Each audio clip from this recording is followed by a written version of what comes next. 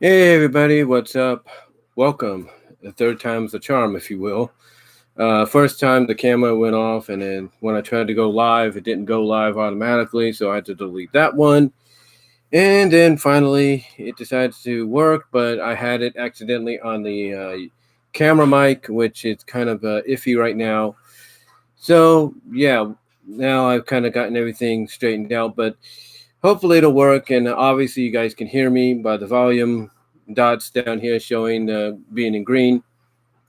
But yeah, welcome to today's topics on my mind. Yes, for Wednesday, the welcome to topics on my mind for today, Wednesday, the 2nd of September. Yes, we are in September. We are basically upcoming on Labor Day weekend, which is this weekend, and it's officially the last major summer vacation weekend for everyone.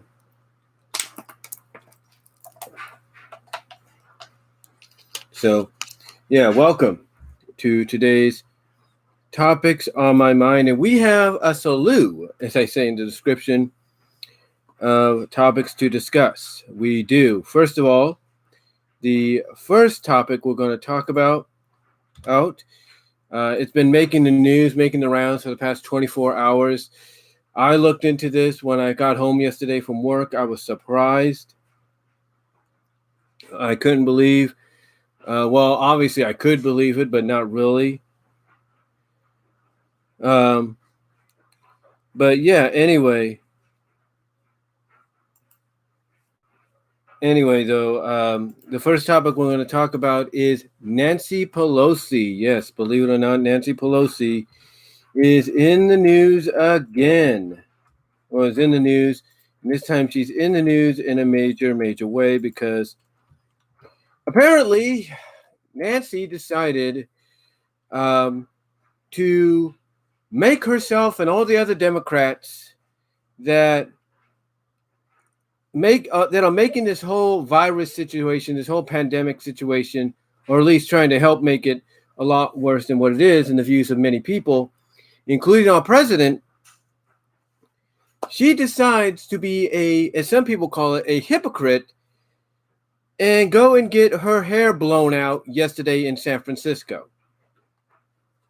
Now, there's various reports coming out saying that she, I guess, already had it set up, that it was already scheduled or something. She's even reporting that it was a setup, that she was set up and everything. So there's a lot of stories bouncing around. We'll talk about that. But yeah, Nancy Pelosi basically caught on video, unmasked. This is what the topic is called.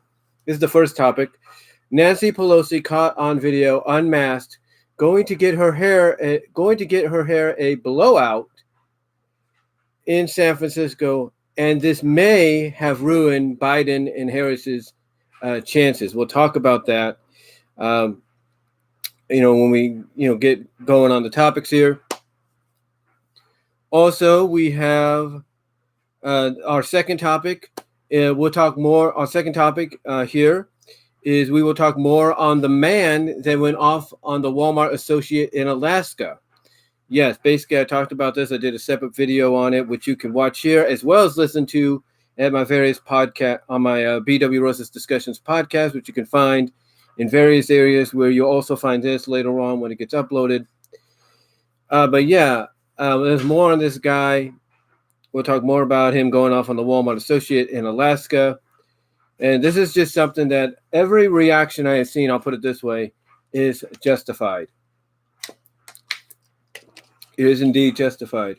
Excuse me.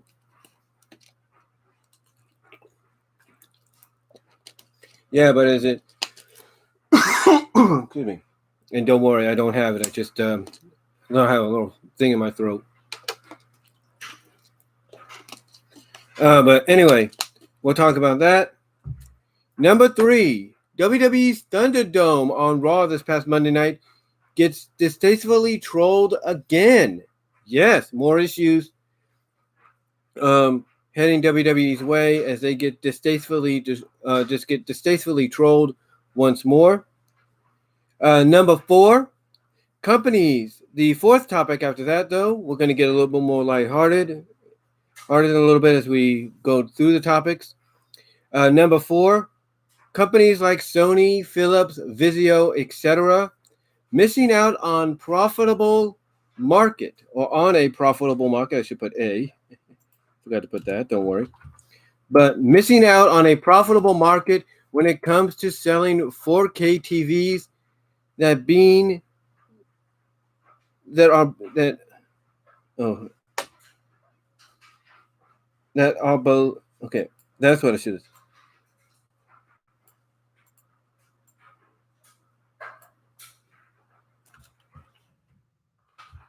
That are below.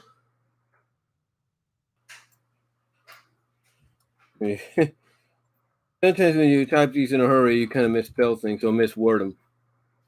But like I said, the number 4 topic is companies like Sony, Philips, and Vizo, etc., missing out on a profitable market when it comes to selling 4K televisions that are below the 35-inch market. We'll talk about that. Excuse me. Number 5. This is going to be really interesting to talk about as it pertains to one of the movies next year that people are looking forward to. That is Space Jam 2, which comes out in time for the 25th anniversary of the original, or during the year of the 20 that celebrates the 25th anniversary of the original. But Space Jam 2 story synopsis leaked. We'll talk about that. And then number 6, we're going to close out by talking about some unknown, underrated movies that should be considered for 4K Ultra HD Blu-ray release. So that's what we'll talk about. Those are the topics. The first one on Nancy Pelosi and what's going on with her recently. Number 2, more on the man that went off on the Walmart associate in Alaska. Number 3, the Thunderdome for WWE on Raw getting trolled distastefully again. Number 4, companies like Sony, Philips, and Vizo missing out on a profitable market when it comes to selling 4K televisions, that being the 35 inches and below. Number 5, the Space Jam story synopsis possibly leaked. And number 6, unknown, underrated movies that should be considered for Ultra HD release.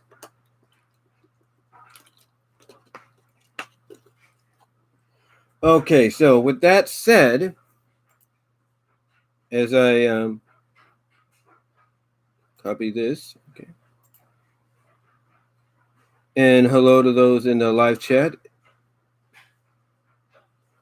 And no, I do not have Sonic Unleashed on PS2, Wii, or Xbox just yet. I have Sonic 2006, so there you go.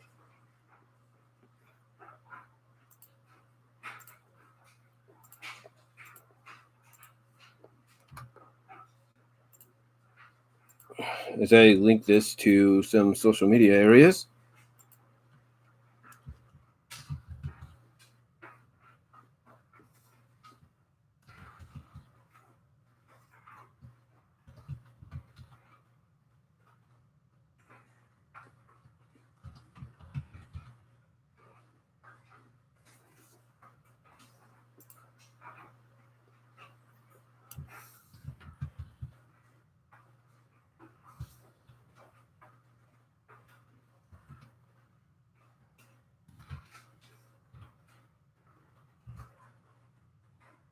Okay. And I'm just going to copy that to link it to other areas as well later on. All right, as we go through this. But anyway, let's get into the topics while I do this. And the first topic we're going to talk about, of course, is the one that's really making the rounds in the past 24 hours or so. And that is Nancy Pelosi. Yes, Nancy Pelosi. Basically, like I said, Nancy Pelosi basically didn't do herself or the Democratic Party any favors. She didn't. Nancy Pelosi did not do any favors for the Democratic Party as of yesterday. She did not do them any favors. The reason being, basically, because, as the topic says, Nancy Pelosi, like I said, the topic says, Nancy Pelosi caught on video, unmasked, going to get her hair a blowout. I guess that's some kind of hairstyling, or whatever, in San Francisco, and how this may have ruined Biden and Harris's chances. And this may have, I should say, ruined Biden and Harris's chances. Excuse me there. Now, in case you guys don't know what I'm talking about, and in case you don't really watch the news much, but you do kind of pay attention to politics and all that, and kind of keep an eye on the election as best you can. Nancy Pelosi yesterday was caught on tape. She was caught on video. Believe it or not, she was caught on video.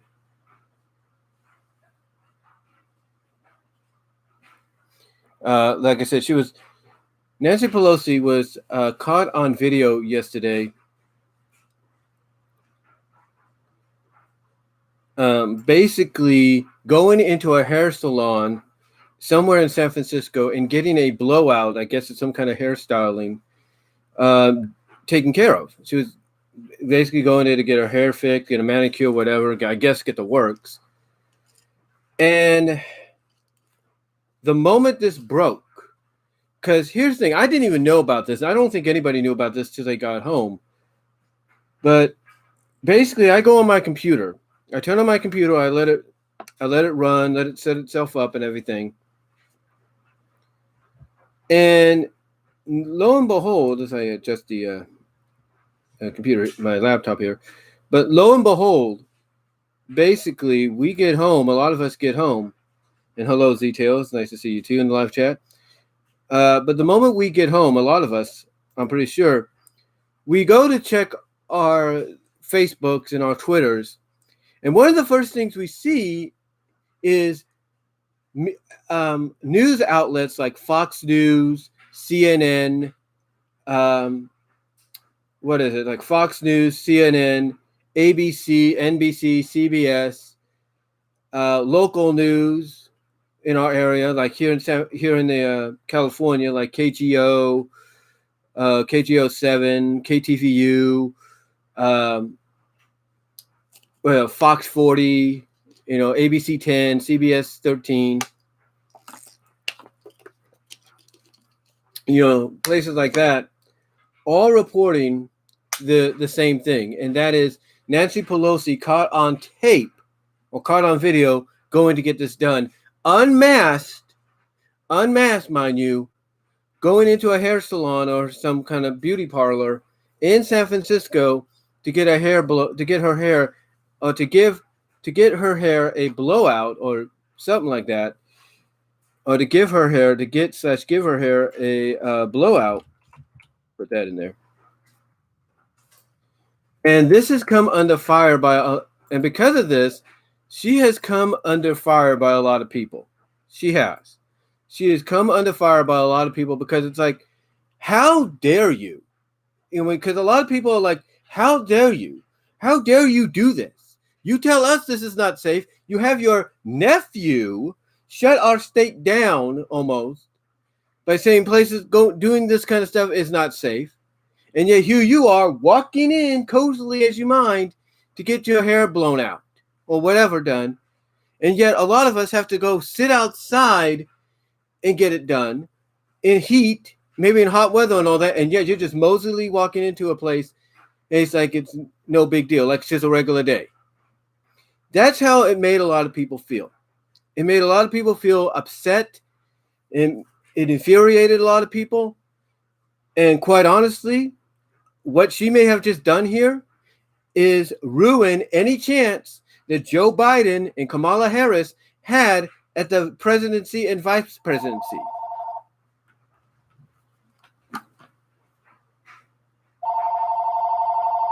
I don't know what that is. That's just a wrong number, guys. Sorry about that. Hold on.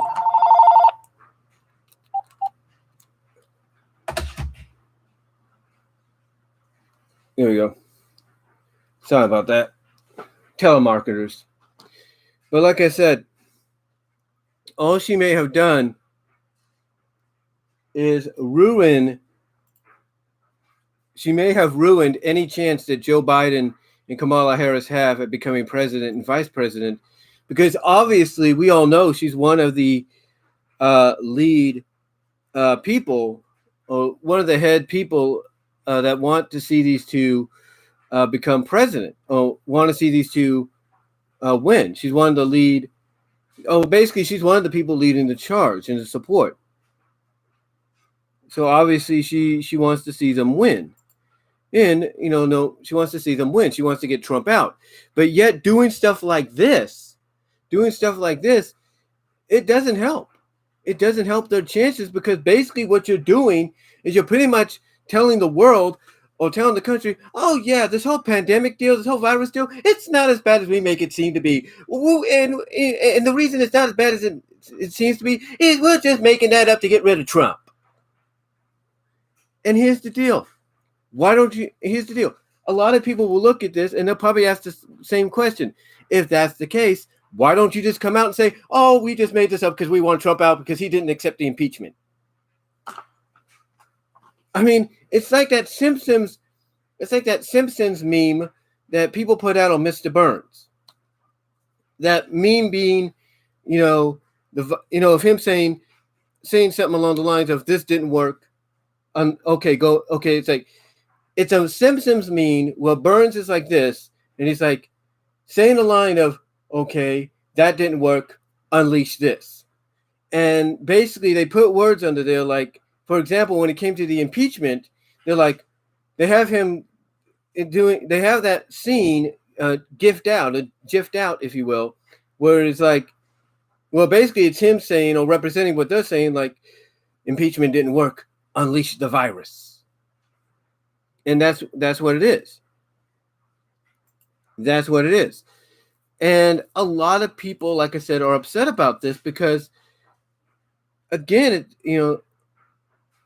it's like, how dare she? It's like, how dare she, be hypocritical about what she says? I mean, she's basically one of the lead people that's behind the whole, this virus thing is, we got to protect ourselves from this virus. We got to keep masks on all the time. We got to keep masks on no matter where we go. And yet she mostly goes in there. Now, like I said, a lot of news media outlets have talked about this. CNN has talked about this. Fox has talked about this. Let's see. I think CNN said something along the lines. Let me see if I can find theirs. Let's see. CNN. Where's CNN at? Where's CNN?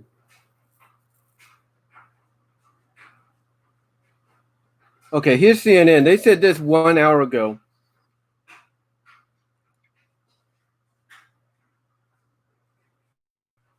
CNN said this 1 hour ago. They said, and I quote, this is the headline.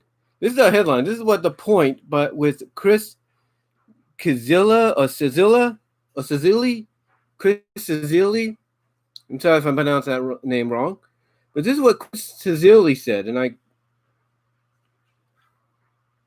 I quote, if I can get this up without them doing these ads. This is what Chris Cezilli says. He basically, his headline for the story is, Nancy Pelosi just handed Trump a campaign gift, which obviously she did. But this is what he says, and I quote. This is what Chris, Cezilli or something? This is what he said, and I quote. Nancy Pelosi is one of, if not the smartest politician strategist in the Democratic Party. As such, she knows that appearances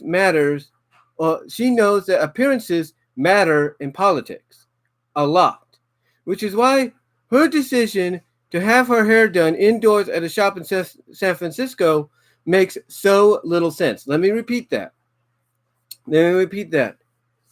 This is what he says at the beginning of his article. He says, Nancy Pelosi is one of the, let me reread that. It says, Nancy Pelosi is one of the, if not the smartest political strategist in the Democratic Party. As such, she knows that appearances matter in politics a lot, which is why her decision to have her hair done indoors at a shop in San Francisco makes so little sense. Now, this is what they say. They say, in security footage obtained by Fox News, Pelosi is shown inside the salon without a mask.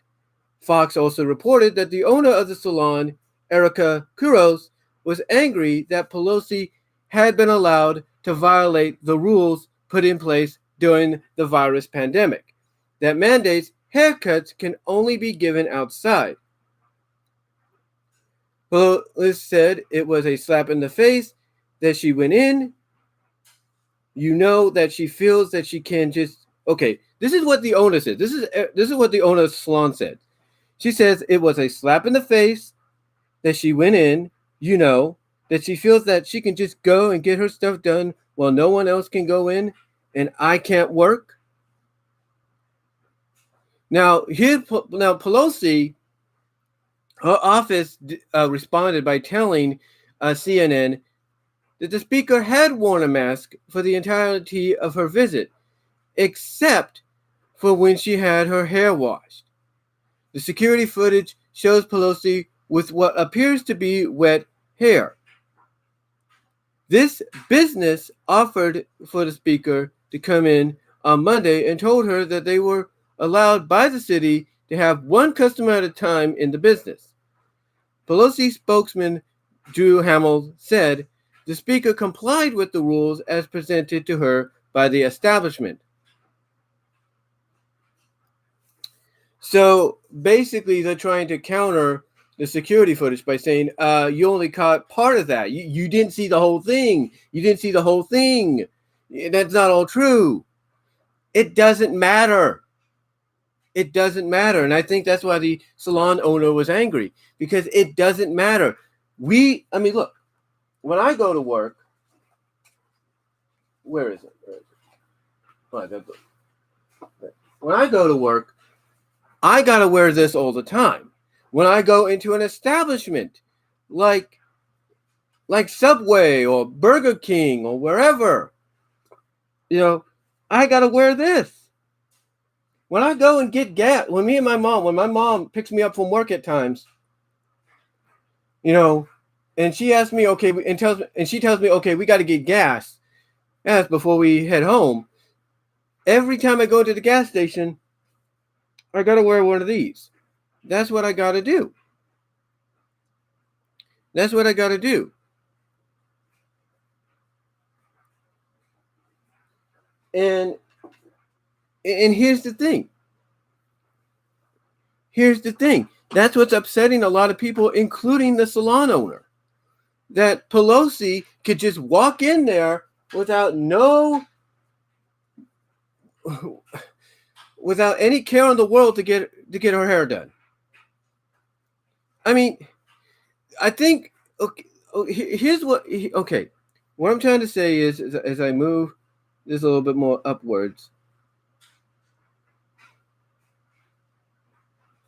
and I stop this video here. What I'm getting at is this. This owner has a right to be angry, because it doesn't matter if you go into a salon. We have salons here in Newman. We have salons close to where I work, right across from where I work. And it doesn't matter if you're getting your hair done or anything. You always have to wear a mask right now. Until things clear up, you have to wear a mask. That's pretty much the deal. It doesn't matter. You go and get your hair done. Okay? You have to have, or you go get your hair washed, you got to wear a mask. It don't matter. You shouldn't have to be like, oh, I'm just going to take my mask off and do that. No, you don't do that. You have to always wear a mask. If my mom, if my sisters, if my family has to wear a mask everywhere they go, even when they get their hair done, then why in the hell does Nancy Pelosi feel the right? Does someone like Nancy Pelosi feel like she has the privilege to not do that? That's what infuriates every single person, including the salon owner. And I'm sure the person in that video that did the hair washing for her, she's going to call him up, if probably not fire him or suspend him because of what he did. Now, continuing on, finishing off the article here. Like I said, going back to what the owner's response was. It says, in security footage obtained by Fox News, Pelosi is shown inside the salon without a mask. Fox also reported that the owner of the salon, Erica Colos, was angry that Pelosi had been allowed to violate the rules put in place during the virus pandemic that mandates haircuts can only be given outside. Erica said it was a slap in the face that she went in. You know, that she feels that she can just go and get her stuff done while no one else can go in, and I can't work. Now, as I was trying to say, as I was trying to think about what I was going to, as I was going off a little bit there about what happened, Pelosi's office told CNN that the speaker had worn a mask and that the security footage only shows her with what appears to be wet hair, and that she only took the mask off when she had her hair washed. Again, it doesn't matter if you get your hair washed. You're supposed to wear a mask. It doesn't matter. And they're supposed to, and if they're setting things up outside, you're supposed to have a washing station outside. Now, going on, they said this business offered for the speaker to come in on a Monday and told her that they were allowed by the city to have one customer at a time in the business. This is what her spokesman said. Drew Hamill said, the speaker complied with the rules as presented to her by the establishment. It really? Then why wasn't the owner informed? That's where it gets interesting. Why wasn't the owner informed? Continuing on. Pelosi later responded today by saying, I take responsibility for trusting the word of a neighborhood salon I've been to over the years many times. And when they said we were able to accommodate people one person at a time and that we could set up that time, I trusted that. As it turns out, it was a setup. So I take responsibility for falling for a setup. That's her response. That's Nancy Pelosi's response. That she believes. So, okay, so here's the thing. The spokesman says that the salon was given the okay by the city. They were given the okay to accommodate one person at a time. And then yet, Pelosi comes out and says, well, I didn't know. Oh, that wasn't the case. I didn't know that that wasn't true. And that and that in her mind, she'd been set up. She'd been set up. Well, if she was set up, Nancy, I'll ask you this. And I know you probably won't watch this. But let me ask anybody this. Set up or not, should Nancy Pelosi been allowed to do that? I don't think so. I mean, my niece's boyfriend is a hairstylist. And he has to wait to get the okay. And his boss has to wait to get the okay for him to go back to work. And yet someone like Pelosi could do this. And yet she's saying, oh, I was set up. Well, if you were set up, why didn't you ask the proper questions? You're supposed to be the head of representatives. You're supposed to be a smart politician strategist. And yet you don't have the thought process to be like, every other salon is closed down here, or every other salon is working outdoors. I should ask questions. Why didn't you ask, are you sure? Call up the mayor. Or call up my nephew, the governor. And if they say no, that's when she should have realized, wait a minute. If it's no, why are you letting me in? And obviously right then and there, maybe the person's going to have to admit, well, we just want to set you up so we can get you out. I don't know. You know, and I know people will say, oh, well, the person that set her up is a Trump supporter. We don't know that. But that's an excuse, obviously, people will come up with. It's an excuse people will obviously come up with. Now, according to CNN, according to Chris, as he ends the article, he says this. The problem is that Pelosi was told wrong. Hair salons can operate outdoors, according to new San Francisco regulations that went into place last Friday, which she should have known. When you are the Speaker of the House and a very vocal critic of President Donald Trump's flouting of best practices to limit the spread of the virus, you can't rely on what a hairstylist tells you. You double check whether you are allowed to go into the salon and whether you need to always be wearing a mask. Because if you don't, this happens. And this is also why some people look at Pelosi just like they look at Biden. And they're like, yeah, this woman, just like Biden, they need to go. They're over the age limit. They need to step down. They need to ride off into the sunset and never look back.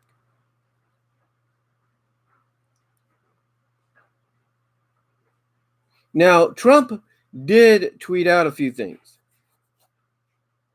And they did add this to the article. This is what President Trump said in his article, in his tweet, and I quote. This is what President Trump said in his tweet, and I quote. This is from President Trump on his Twitter, and I quote, "Crazy Nancy Pelosi is being decimated for having a beauty parlor opened when all others are closed and for not wearing a mask. Despite constantly lecturing everyone else, we will almost certainly take back the house and send Nancy packing." Now, some may take what he tweeted there and say, oh, well, then that means you guys set her up. Nobody knows that. Nobody can prove she was set up. But I can tell you this, set up or not, she should. I mean, Chris said it best here. Chris said it best here towards the end of the article. He says, you need to double check whether you are allowed to go into the salon and whether you need to always be wearing a mask.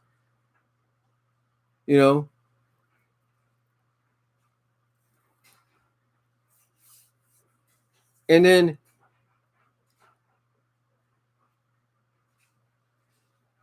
somebody followed this up and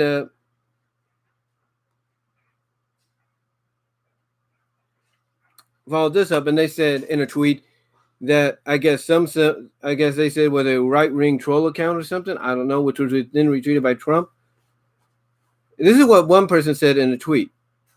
They said, if Nancy Pelosi can get her hair done in person, you can vote in person, pass it on.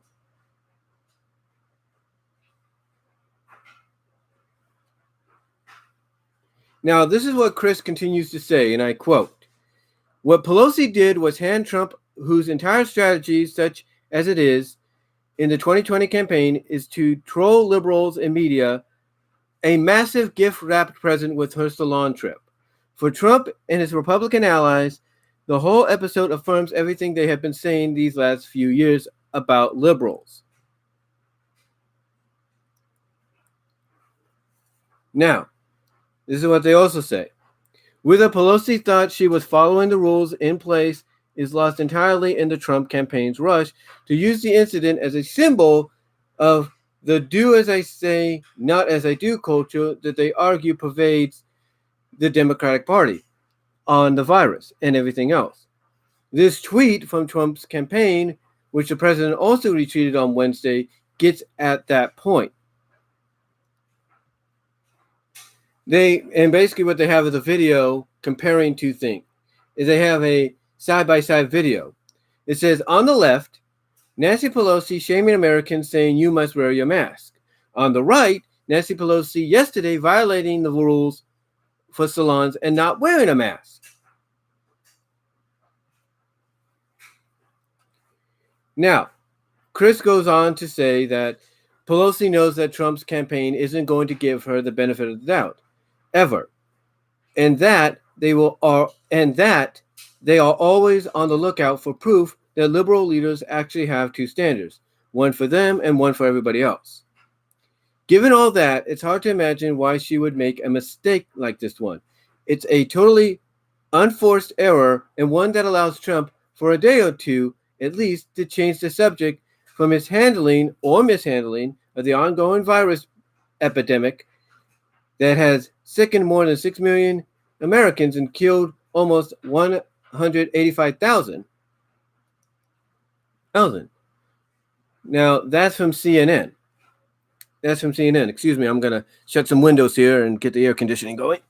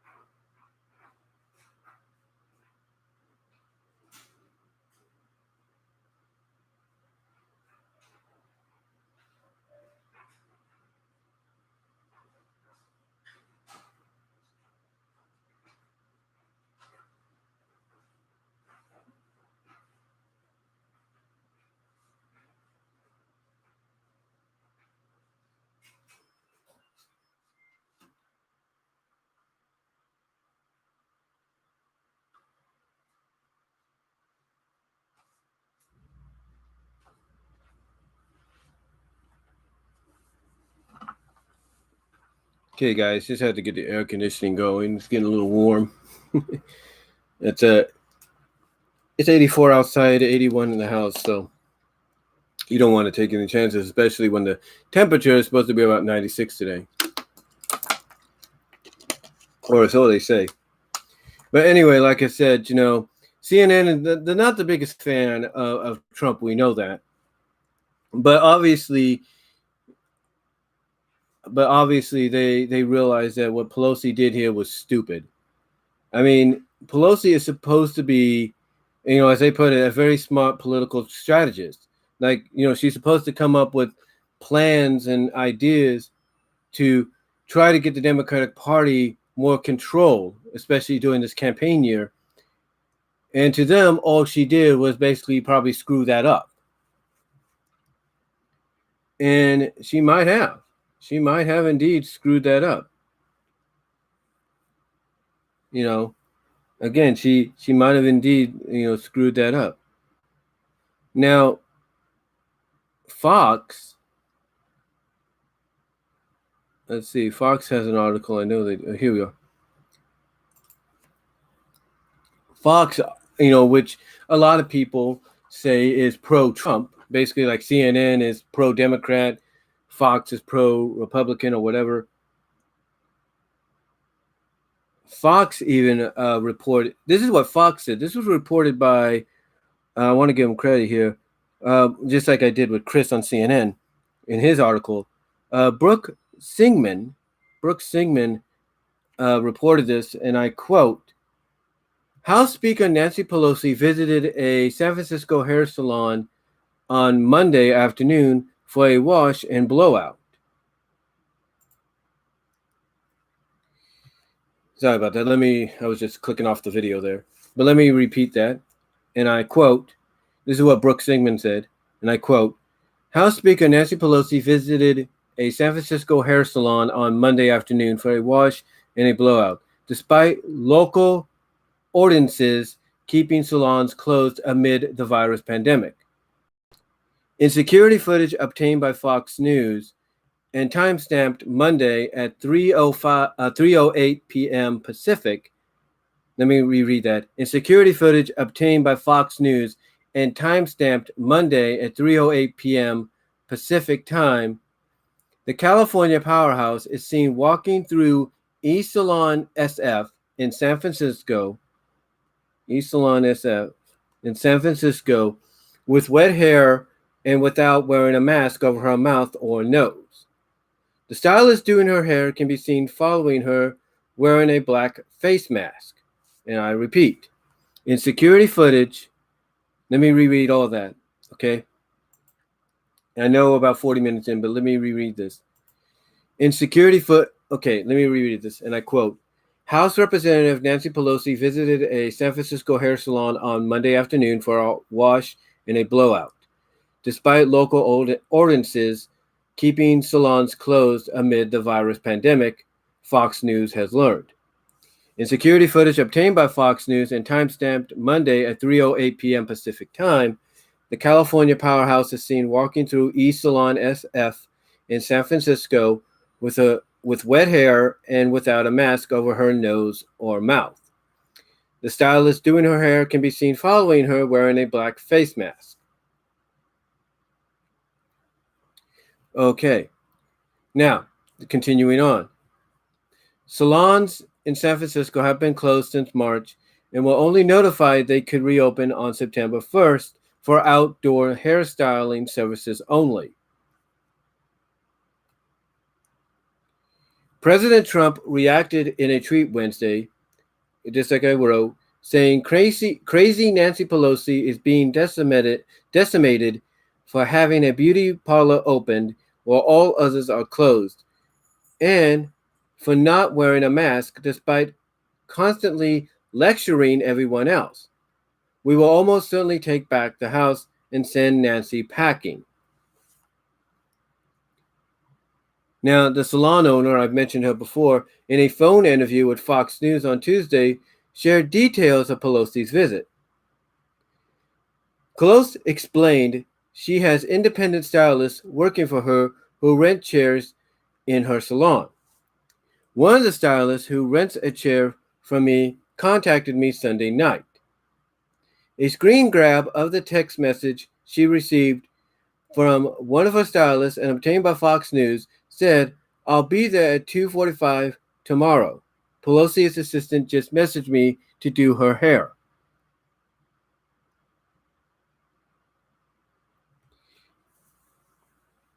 And Pelosi replied, "Pelosi?" And this is the owner. She was like, I was like, "You're kidding me right now? You're kidding me right now?" It's like, okay, this is this is what Erica said. This is what the owner of the salon said, and I quote.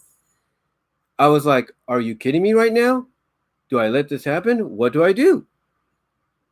This is what Erica told Fox News, while noting she can't control what her hairstylists do if they rent chairs from her, as they're not paying at this time. Erica cast Pelosi's visit as a double standard. This is what she says. Again, the same thing I said when I read the CNN article. It was a slap in the face that she went in, that she feels that she can just go and get her stuff done while no one else can go in, and I can't work. Adding, now Erica did add by telling Fox News that she can't believe the speaker didn't have a mask on. From the footage, it appears Pelosi had some kind of covering around her neck. We're supposed to look up at this woman, right? It's just disturbing. Now, again, when asked for comment, the spokesman for Pelosi said the speaker was following the rules as presented to her. The speaker said, and the speaker always wears a mask and complies with the local requirements. This is what the spokesman said. This business offered for the speaker to come in on Monday and told her they were allowed by the city to have one customer at a time in the business. The speaker complied with the rules as presented to her by the establishment. Now, Erica, the owner, pushed back according to Fox News. Erica said this, and I quote, Pelosi received a wash and a blow dry. Okay, this is what Erica said, but the owner, I'm trying to read this correctly. The owner pushed back and said that Pelosi received a wash and a blow dry, but told Fox News that you're not supposed to blow dry hair according to safety precautions for hair salons. This is what Erica says. We have been shut down for so long, not just me, but most of the small businesses, and I just can't. It's a feeling of being deflated, helpless, and honestly beaten down.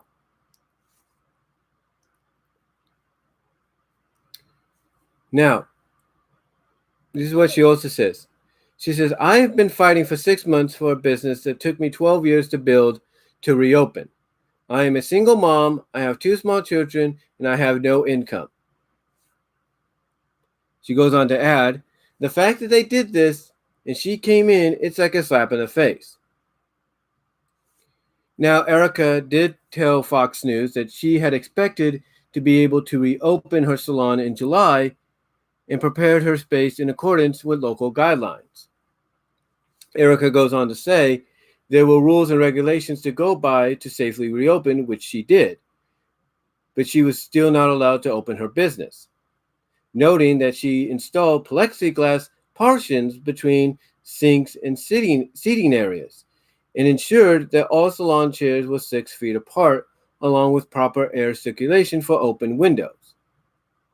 She goes on to say that they never let her open, while adding that she is unable to reopen outside because her salon specializes in hair coloring and using chemicals outside is prohibited.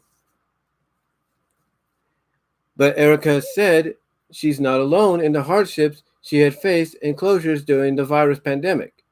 This is for everybody, she mentioned. I'm sharing this because what everyone in my industry, in my city, and what every small business is going through right now. Erica told Fox News she was a recipient of the $12,000 Paycheck Protection Program loan, which was created to help small businesses stay afloat amid the pandemic under the bipartisan CARES Act, which Pelosi backed, but still is forced to shut her salon down for good within the next 30 to 60 days. She goes on to say that no one can last anymore. She's lost 60% of her clientele now because everyone is fleeing the city. She says that the area where her salon is located has turned into a third world country, saying that every other storefront is completely vacant and shut down and boarded up.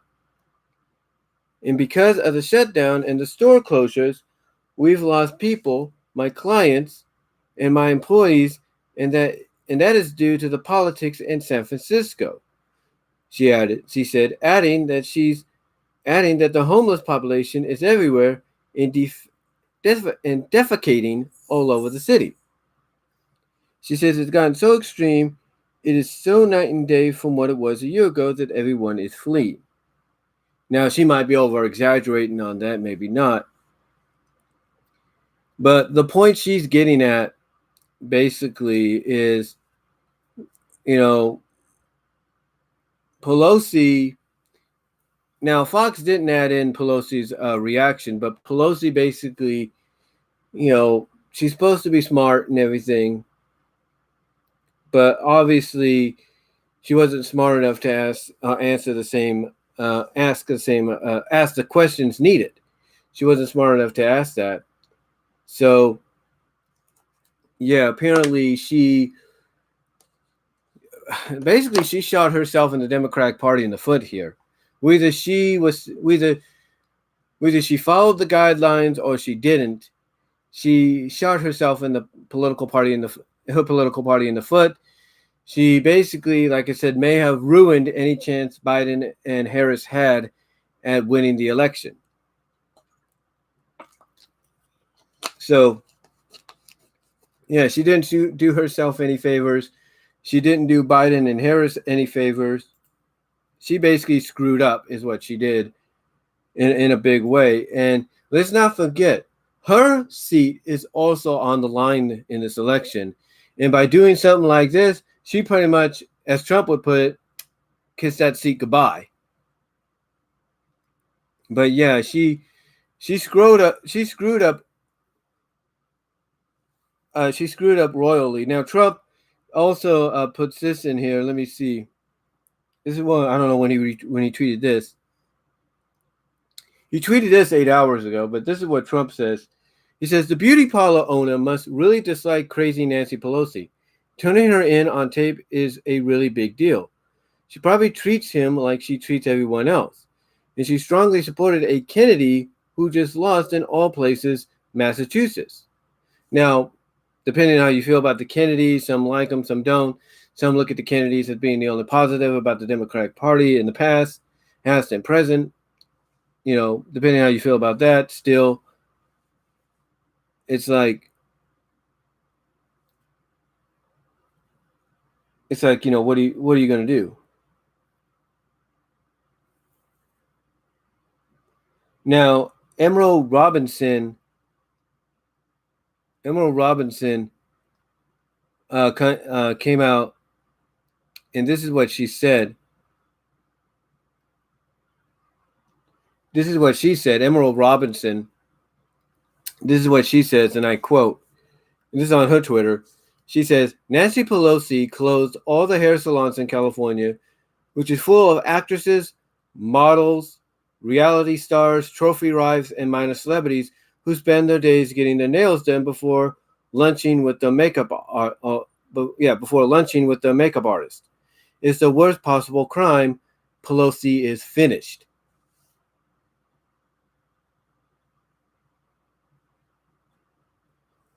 So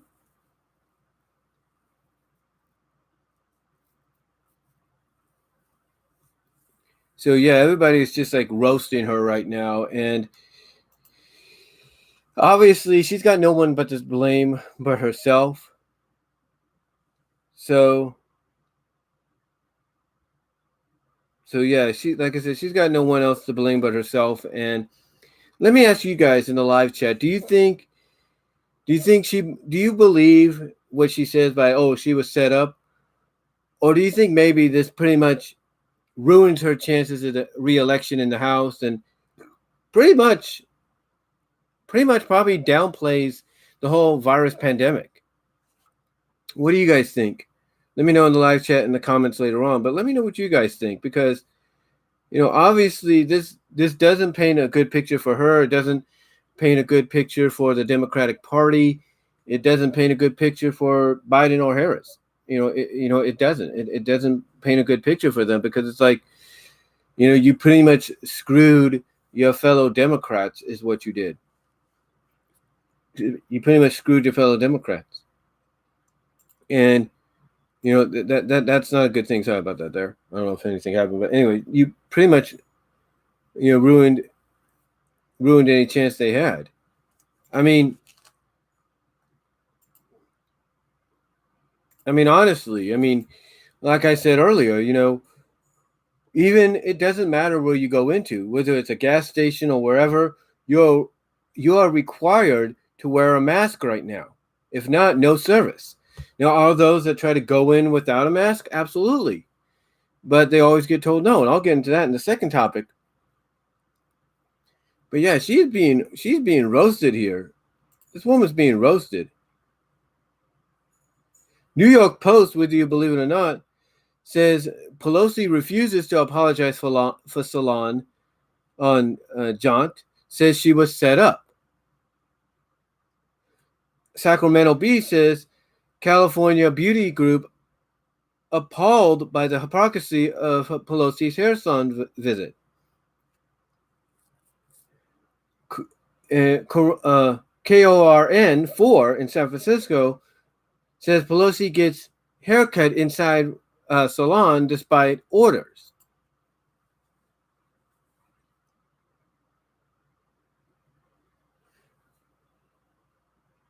Yahoo News is reporting it. Everybody is reporting this.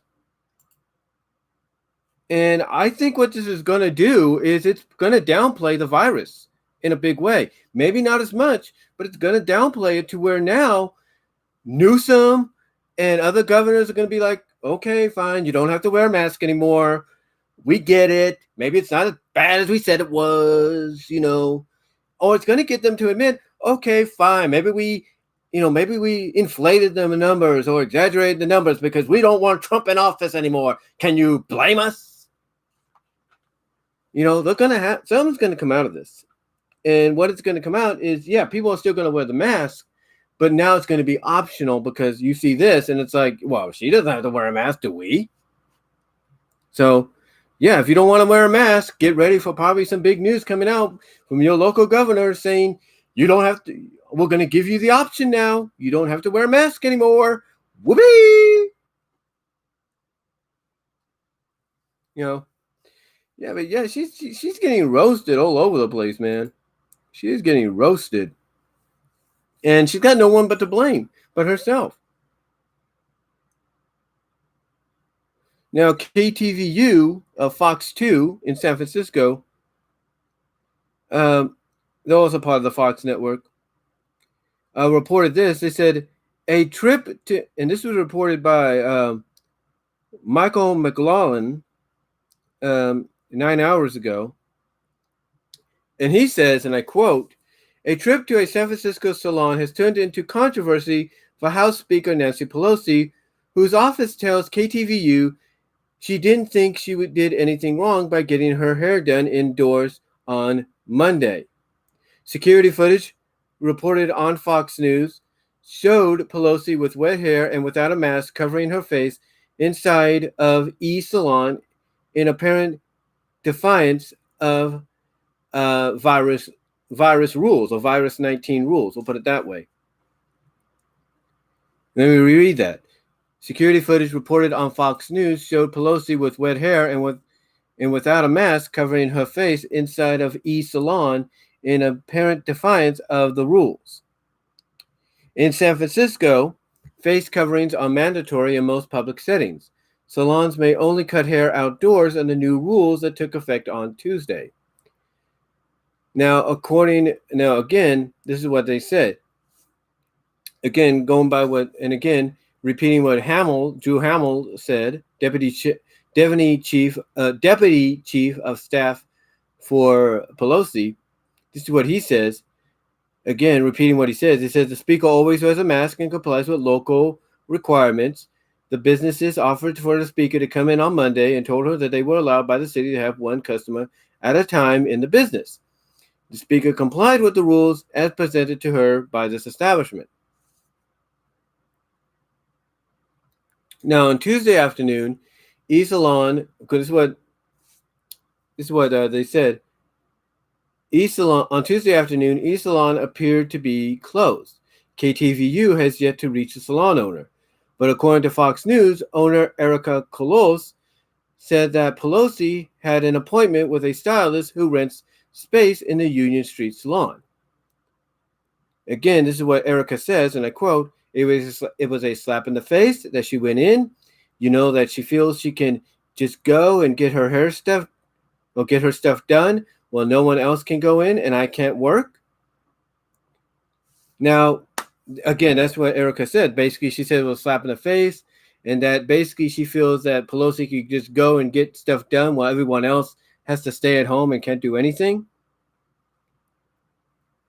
Now, according to KTVU2, it says the stylist washed Pelosi's hair and gave her a blow dry, according to what Erica said. Well, that's what Erica finished off by saying. She said that the stylist washed Pelosi's hair and gave her a blow dry. And like I said in the other, and as it was mentioned in the Fox News article, you can't be doing blow dries right now. So, okay. After visiting the salon, Pelosi appeared on MSNBC around 5:30 p.m. with an image of a foggy Golden Gate Bridge behind her.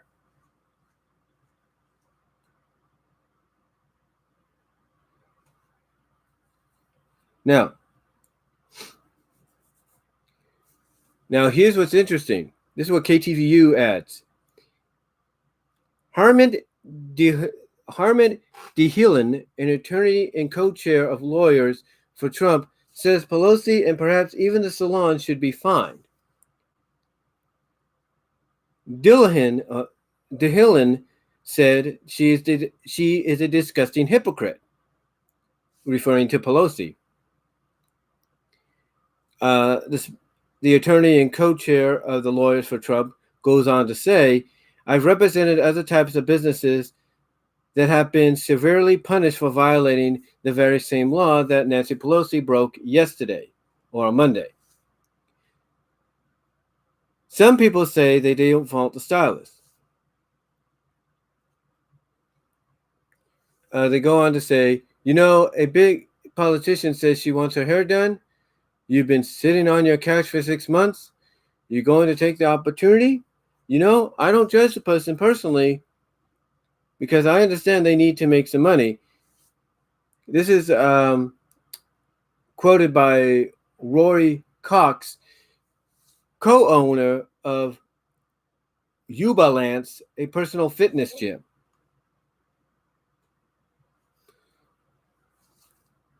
Now they mentioned that this Cox person helped organize a protest calling for more support in reopening of small businesses. And he says that Pelosi's video points to unfair privilege. This is what Cox says, this is what Roy Cox says. He says, it just feels classless, to be honest. It's like, oh, you're a politician, you're a doctor, you're a lawyer, you're a tech person, and you get to control on your merry way, and you get to continue on your merry way and live your lives the way you want to live it. Meanwhile, the rest of us are shut out. That's what he said, and I quote. This is what he said. I'll reread it. He says, it just feels classless, to be honest. It's like, oh, you're a politician, you're a doctor, you're a lawyer, you're a tech person, and you get to continue on your merry way and live your lives the way you want to live it. Meanwhile, the rest of us are shut out. Now, they do go on to say that salon and barbershop owners have been among the most vocal critics of California's rules that have shuttered businesses for months in an attempt to quell the spread of the virus. A group representing beauty and barber professionals in May announced plans to sue Governor Newsom over the shutdown. So yeah, overall, to bring this topic that's been going on for about an hour, probably the longest first topic I've talked about, and the topics on my mind for a bit. But basically, yeah, Nancy's got no one to blame but herself. I mean, whether she was set up or she wasn't is not the point. Whether she complied with the regulations and the rules, except for getting her hair washed, it's not the point. If no one else can go into a salon or any other business per se without wearing a mask, and yet she can, despite despite whatever the situation is, it is hypocritical. And all she did, basically, ladies and gentlemen, is she just shot herself. I said it earlier. She shot herself in the foot. She shot herself. She shot the Democratic Party. She shot Biden and Harris's chances of winning the election. She shot all that in the foot.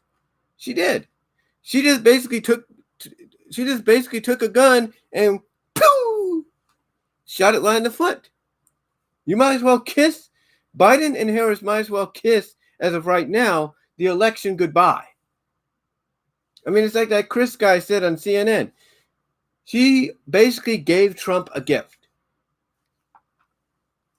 And she could say she was set up and all that. It's not going to hold water, because that footage right there is an example. It's just evidential. It's just an evidential example of basically being a hypocrite and being a double standard.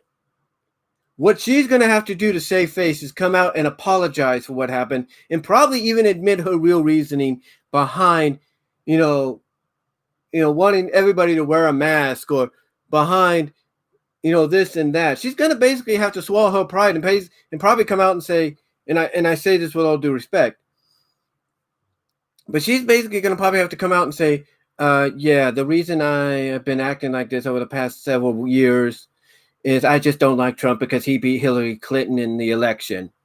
Or I just don't like Trump because he mistreated women, and all I want from him is an apology. And I say that with all due respect. I say that with all due, and I say that and impersonate her in that way with all due respect, if you will.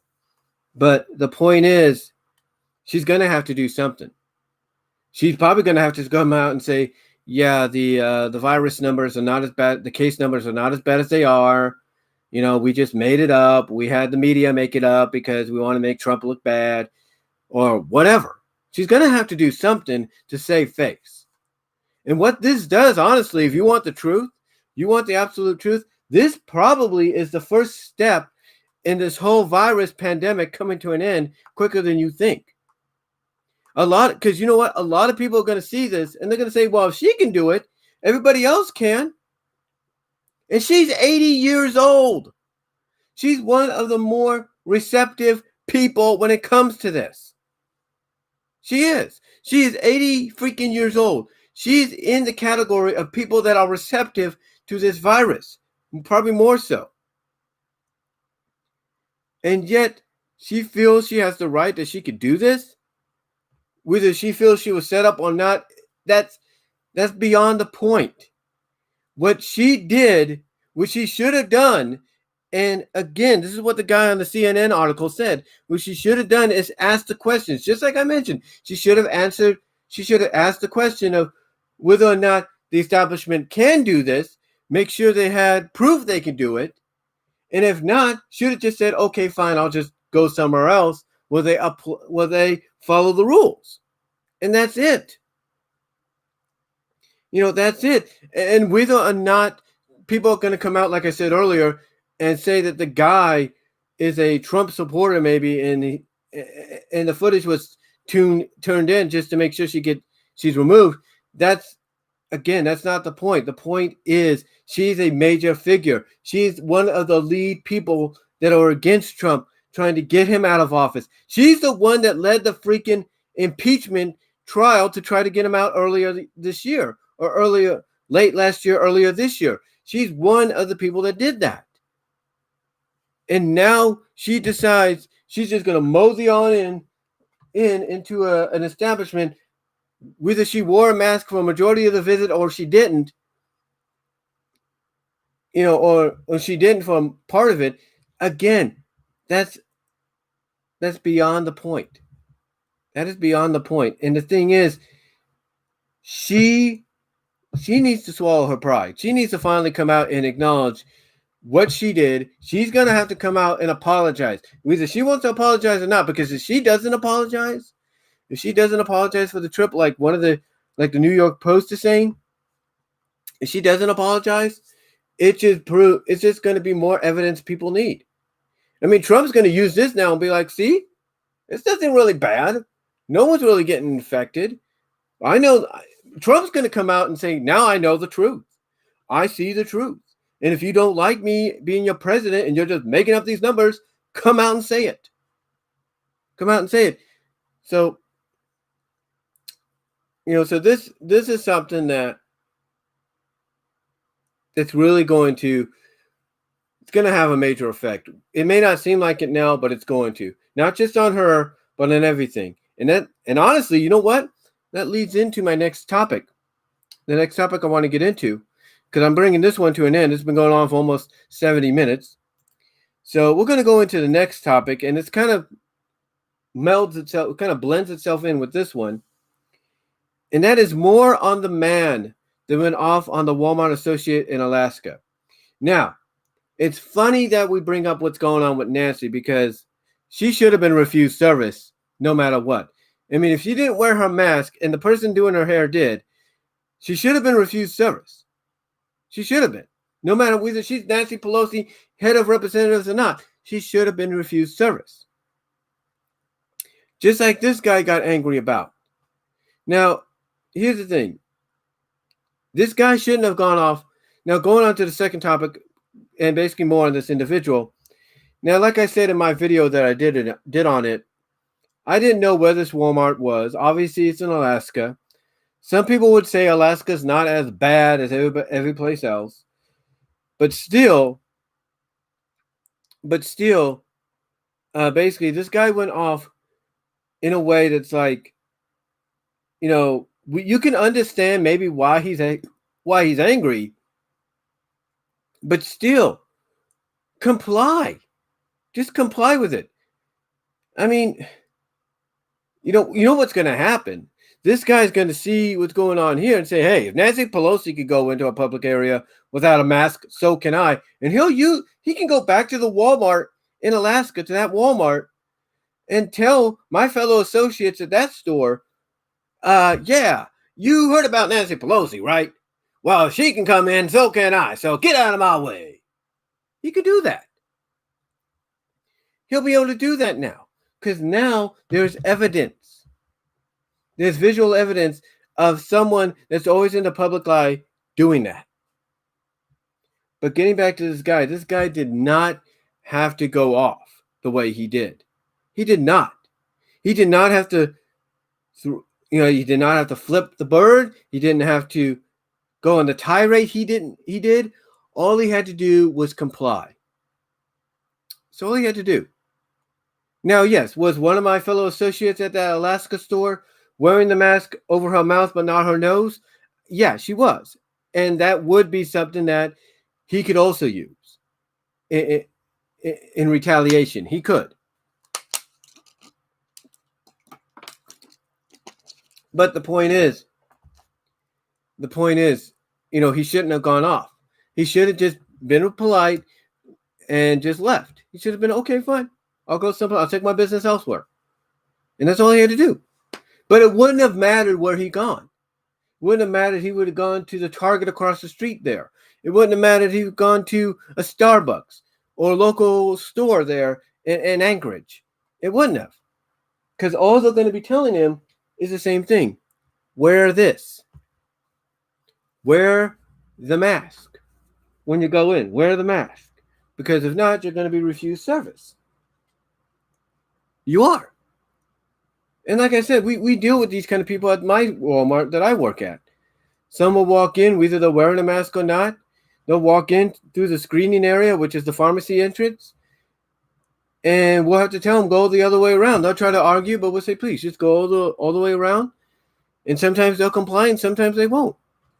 It's like I said, about a week ago, we had a group of kids. They walked in there. They walked in there like it was nothing. And they ignored, on both occasions, they ignored what the girl who was watching the screening area was saying. They ignored her. They were like, you hear anything? I don't hear nothing. Oh, this must be the wind.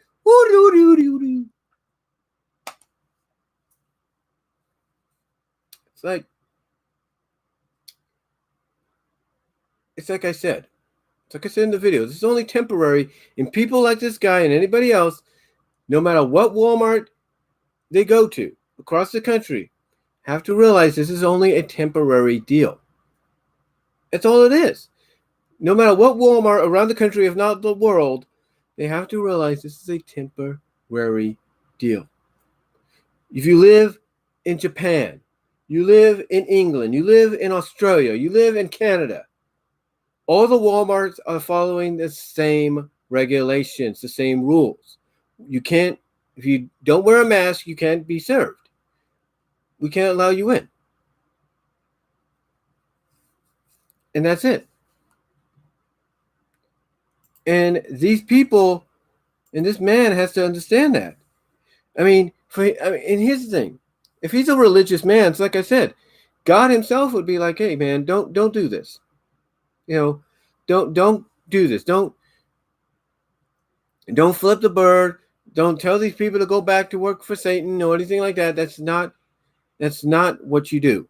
What you do is you comply. You do the right thing, you comply. That's all you do. And like I said, it's only temporary. I said this in one video and audio podcast you can listen to in both areas. The podcast on Spotify, iTunes and all that, and iHeart, as well as here on YouTube. I did a video where basically I said, it's like I said, it's like getting a shot. It may be unpleasant or may be uncomfortable, but it's only temporary. It's only temporary, and that's it. That is it. It's not a big issue. It's not a big issue. People have their kids, which some reports, whether you believe them or not, are one of those that are not as receptive. They are, but not as much. But people still have their kids wearing masks because they don't want to take a chance. The thing is, this individual, this man, should have not gone off the way he did. When they asked him to leave, he should have left. He shouldn't have come back in the store and say, I'm going to leave when I want to leave. Now, here's the thing. A lot of people have reacted to this. A lot of people saw this and they're like, this dude, obviously something is wrong with this dude.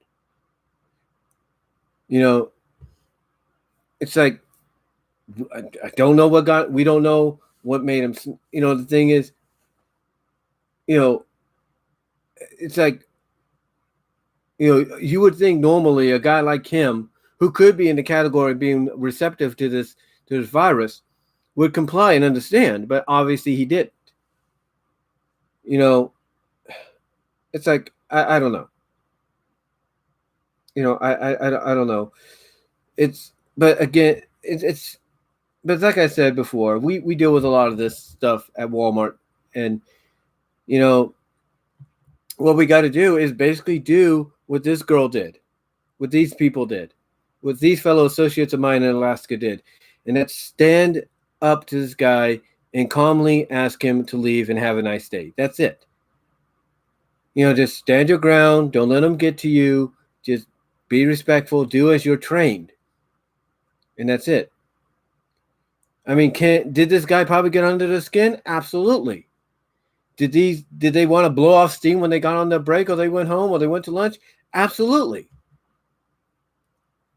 But this guy did not have to go through this. He did not. Here's the thing. We've dealt with people at our store. Like I said, some will ignore it. Some will get angry and argue. I've seen it because of what's been happening, because of the changes. And because what? Because they parked over there? They parked on the pharmacy side. Okay, fine. It's not going to hurt you to walk around the store, go and walk out the grocery side and walk towards that way to get to your car. It's not going to hurt you. It's not like it's 10 miles away. It's just like it's just like half a block? Not even that. A quarter of a block? It's not even that. It's like you're getting angry because you can't use one exit and entrance that now has been corded off because it's being utilized as a screening area. You're going to get angry over that, and jeopardize your safety. It's ridiculous. It's ridiculous. And I just don't understand and why this guy just didn't leave when he was asked.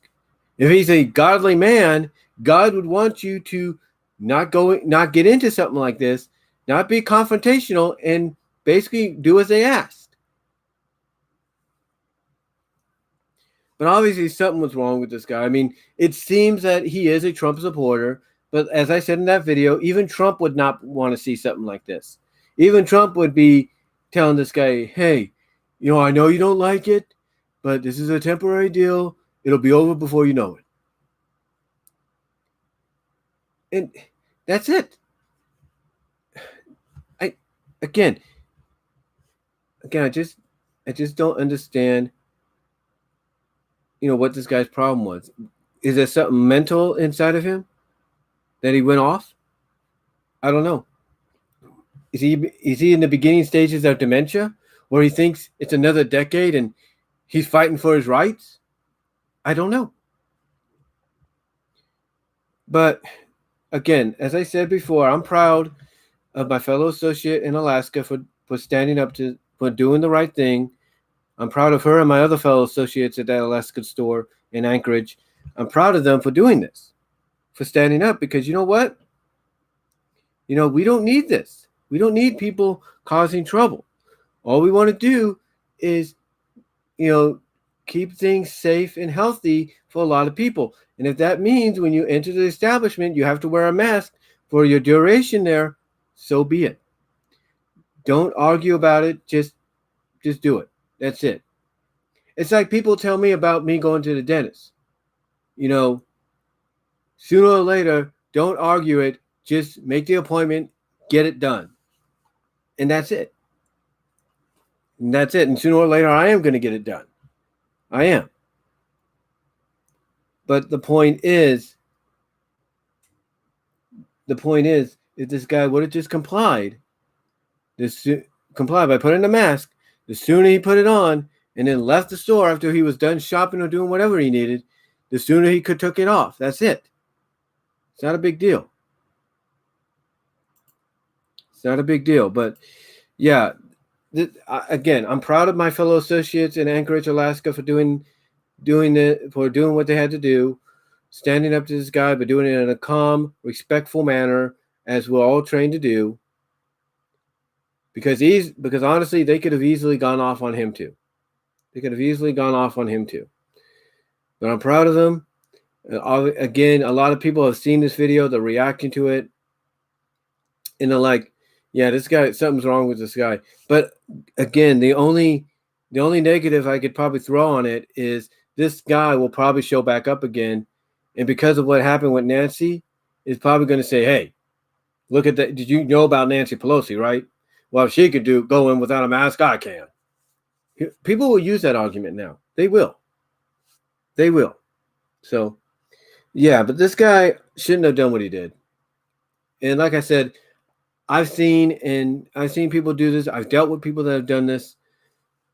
People have attitudes at times, and it's like, I'll have a misunderstanding. But it's like, but all we ask of them for right now, because of what's going on, is just to comply. Because the sooner you comply, the sooner this will all be done with. And I believe they know that. But yeah, that But yeah, again, this guy shouldn't have done what he did. But I am proud of my fellow associates in Anchorage for standing up and doing the right thing when this guy got confrontational and not get confrontational back. So I'm proud of them on that. All right. So getting on to our third topic. Our third topic, WWE's Thunderdome on Raw this past Monday night gets distastefully trolled again. Now, some may say it wasn't as bad as before, but still, this is it's not good. Okay, so last week when this happened, you had videos appearing on the Thunderdome, appearing on the various screens in the Thunderdome. You had videos appearing that instead of having fans at their desk or using their phones to watch the event as if they're live in attendance in person, but watching from home, Instead, you had people showing images of Chris Benoit twice. You had people showing images of someone being beheaded / executed. And you had somebody dressed in a KKK robe. Now, WWE did address all this by saying it doesn't fall under the policy and they will do what they can to ban these individuals. Well, even if they banned these individuals, apparently they found a way to get back, because during Raw, during the Keith Lee Dolph Ziggler match, apparently some people decided to distastefully troll WWE again and try to ruin the experience for a lot of people, because what they did is not only did you see video footage again of somebody in a KKK outfit, but according to what they said, you saw like several videos of people doing a Nazi salute, if you know what I mean. A hail to you-know-who Nazi salute.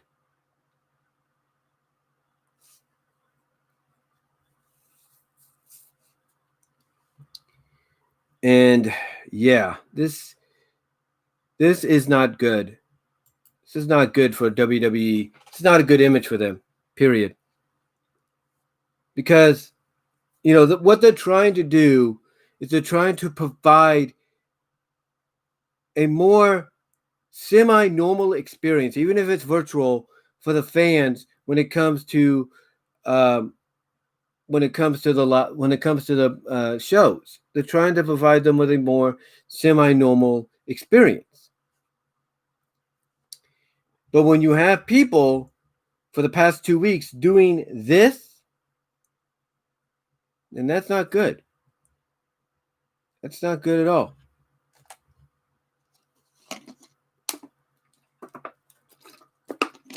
It's not good. Because what's happening is you're having people trolling WWE. Now, again, I don't know, people are linking or syncing up video footage to these live feeds that WWE provides them with people dressed in a KKK outfit or doing these Nazi salutes. I don't know if they're doing that or if it's actually live footage. But, WWE has to do something. They have to do something about this. Because obviously they will keep doing the virtual fan deal, but sooner or later it's going to get to a point that SmackDown on Fox of all places, is going to be dealing with this kind of crap. And Fox ain't going to stand for it already. I can already tell you this. They're not going to stand for it. So it's just bad is what it is. It's not a good look for WWE. And like I said last week, whoever is in charge of, syncing up these live streams for people to be part of the virtual audience, whoever's in charge, they need to pay more attention. They need to pay more attention to what they're doing. It's like my CSM told me yesterday.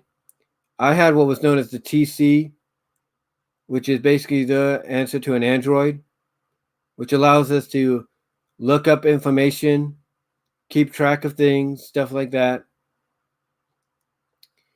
Well, one of the self-checkout registers went into a pause transaction deal. And I wasn't sure what it was because the thing that got my attention was the pause transaction on my TC. So what happened, long story short, is it took my CSM to say it's probably on your end.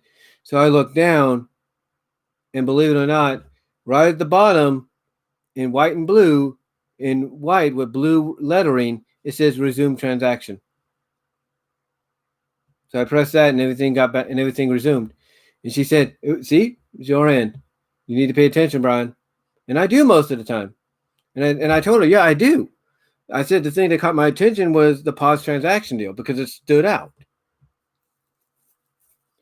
So, yeah, basically I pay attention most time, but even I make a slip up here and there. But that's minor. That's like non-existently minor to what this is.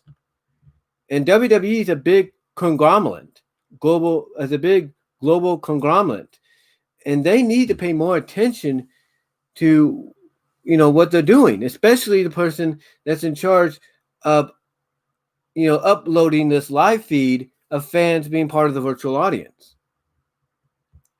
They need to do a better job, because if not, people are not going to want to watch. People are not going to want to not only watch Raw anymore, but WWE is going to have no choice but to probably shut the thing down. Now, some people may say, oh, it's just fans trolling WWE because WWE is not giving them what they want, so they're going to do this and try to ruin everything for people. That might be true, but, there's better ways of, trolling WWE, or there's better ways of letting WWE know how you feel. But yeah, this is not a good look for World Wrestling Entertainment. It's not a good look for them. Just popping my elbow there. But like I said, it's not a good look for them whatsoever. Because all you're doing, is making yourself look bad. And what you need to do is you need to correct this. You need to, as I said last week, you need to put people in charge of these uploading these live feeds that are going to pay attention. They're going to be like, oh, can't have that. So, yeah, it's not good. I mean, it's, some would say it's not as bad as last week, but still, it's still not a good look. It's still not a good look for them. It's not. So hopefully they correct that in time. And if they do, great. If they don't, it's going to get even worse. And like I said, JD from NY206 said it best. Sooner or later, something's going to happen doing a live feed on the Thunderdome.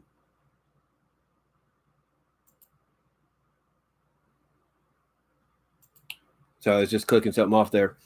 But like I said, JD from NY206 said it best, that something's going to happen doing one of the live feeds on the Thunderdome. Well, you'll probably have two people getting it on. How's WWE going to explain that?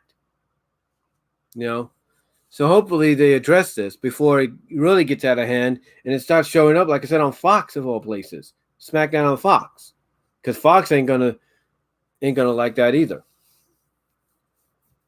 They're not. So hopefully WWE can get this corrected. They can get this fixed, because it's not a good look for them. I mean, yes, it's great that they want to do this for the fans and do it for free, but this keeps up, they're going to have to probably start charging. And if they do that, will that basically cause basically, if they do that, I'm trying to say, will this cause, less trolling? Maybe, maybe not. But it's going to get to that point. It's going to get to that point, and they don't need it to get to that point. So hopefully they fix this, they take care of it, and we won't have to deal with this ever again.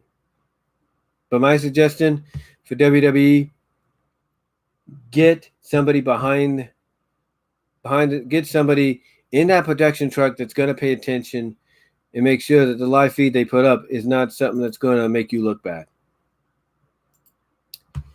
Okay, so with that said, let's get on to our fourth topic here.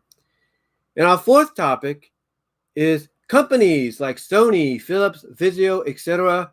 missing out on a profitable market when it comes to selling 4K TVs that are below 35 inches that are below the 35-inch market. And what I mean by that when I say companies like Sony, Phillips, Vizo, etc. missing out on a profitable market when it comes to selling 4K TVs that are below the 35-inch market. What I mean by that is today I originally planned, and as you can probably tell, I didn't go through with it, but originally I had planned to move my TV to the center here. I didn't do that yet, but I'm still planning to do that in the near future. But the plan obviously was to move it so I can get a 43-inch television displayed on there instead. Now, unfortunately, my TV stand, my entertainment center stand that I got from my cousin, only holds up to maybe about, I say 35 inches. So that doesn't really help in my favor. I mean, could a 43-inch fit on a 20-inch wide stand? Possibly, but I don't know. However, I think I may have found a solution, although it's going to take a while to make that solution a reality. And that solution is a 32-inch QLED 4K television. That's right. You heard me right. Samsung, as of last year and this year, recently brought out the first, I'm assuming of many, smaller 4K televisions. Now, you might be saying that's impossible. There's no way they did that. Well, believe me, they did. They did. And I'm assuming the 32-inch can fit on my 28-inch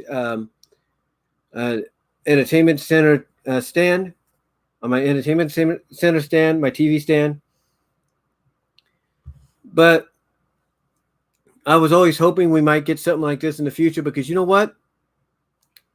This is a niche market that should be tackled. You can't just rely on 24 to 30. You can't just rely on 24-inch or 27-inch 4K monitors to do the job. Because even though people probably won't mind going up to the monitor and wherever the power switch is and pressing it and turning it off and on, instead of using a remote to do that. But I'm sure they'll be more appreciative of having a TV that's just the same size, that they can easily use a remote to turn off along with the cable box. But yeah, apparently Samsung has this out. But what's hard about this though is it's valued around $500, $499 or $497. $497 or $499 is what it's registered at. And you might say, well, it shouldn't be that much if it's a small TV. That's true, but it's a QLED 4K.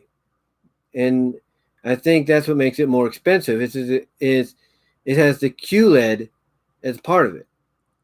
Now, the reason I bring this up is because I'm planning, hopefully if things turn out right, to save up the money to buy this thing. Because even if it's 32-inch, I think it'll be better than nothing. Now, with that said, the reason I bring up companies like Sony, Phillips, Vizo, etc., and how they're missing out on this profitable market is because when you go back and look at 1080p televisions when they first came out, when you look at them, they were all the one thing that was always advertised about them, or the one size or various sizes that was sold about them, was what's being sold right now for 4K. And that's the 43 inch, that's the 50 inch, that's the 39 inch, that's the 40 inch, that's the 55 inch, the 65 inch. Those were the kind of TVs that were being sold originally when 1080p came out. But as time progressed, companies decided to integrate the 1080p technology into smaller televisions. And companies like Vizo, Sony, Samsung, Phillips, you name it, have seen profitable positive profits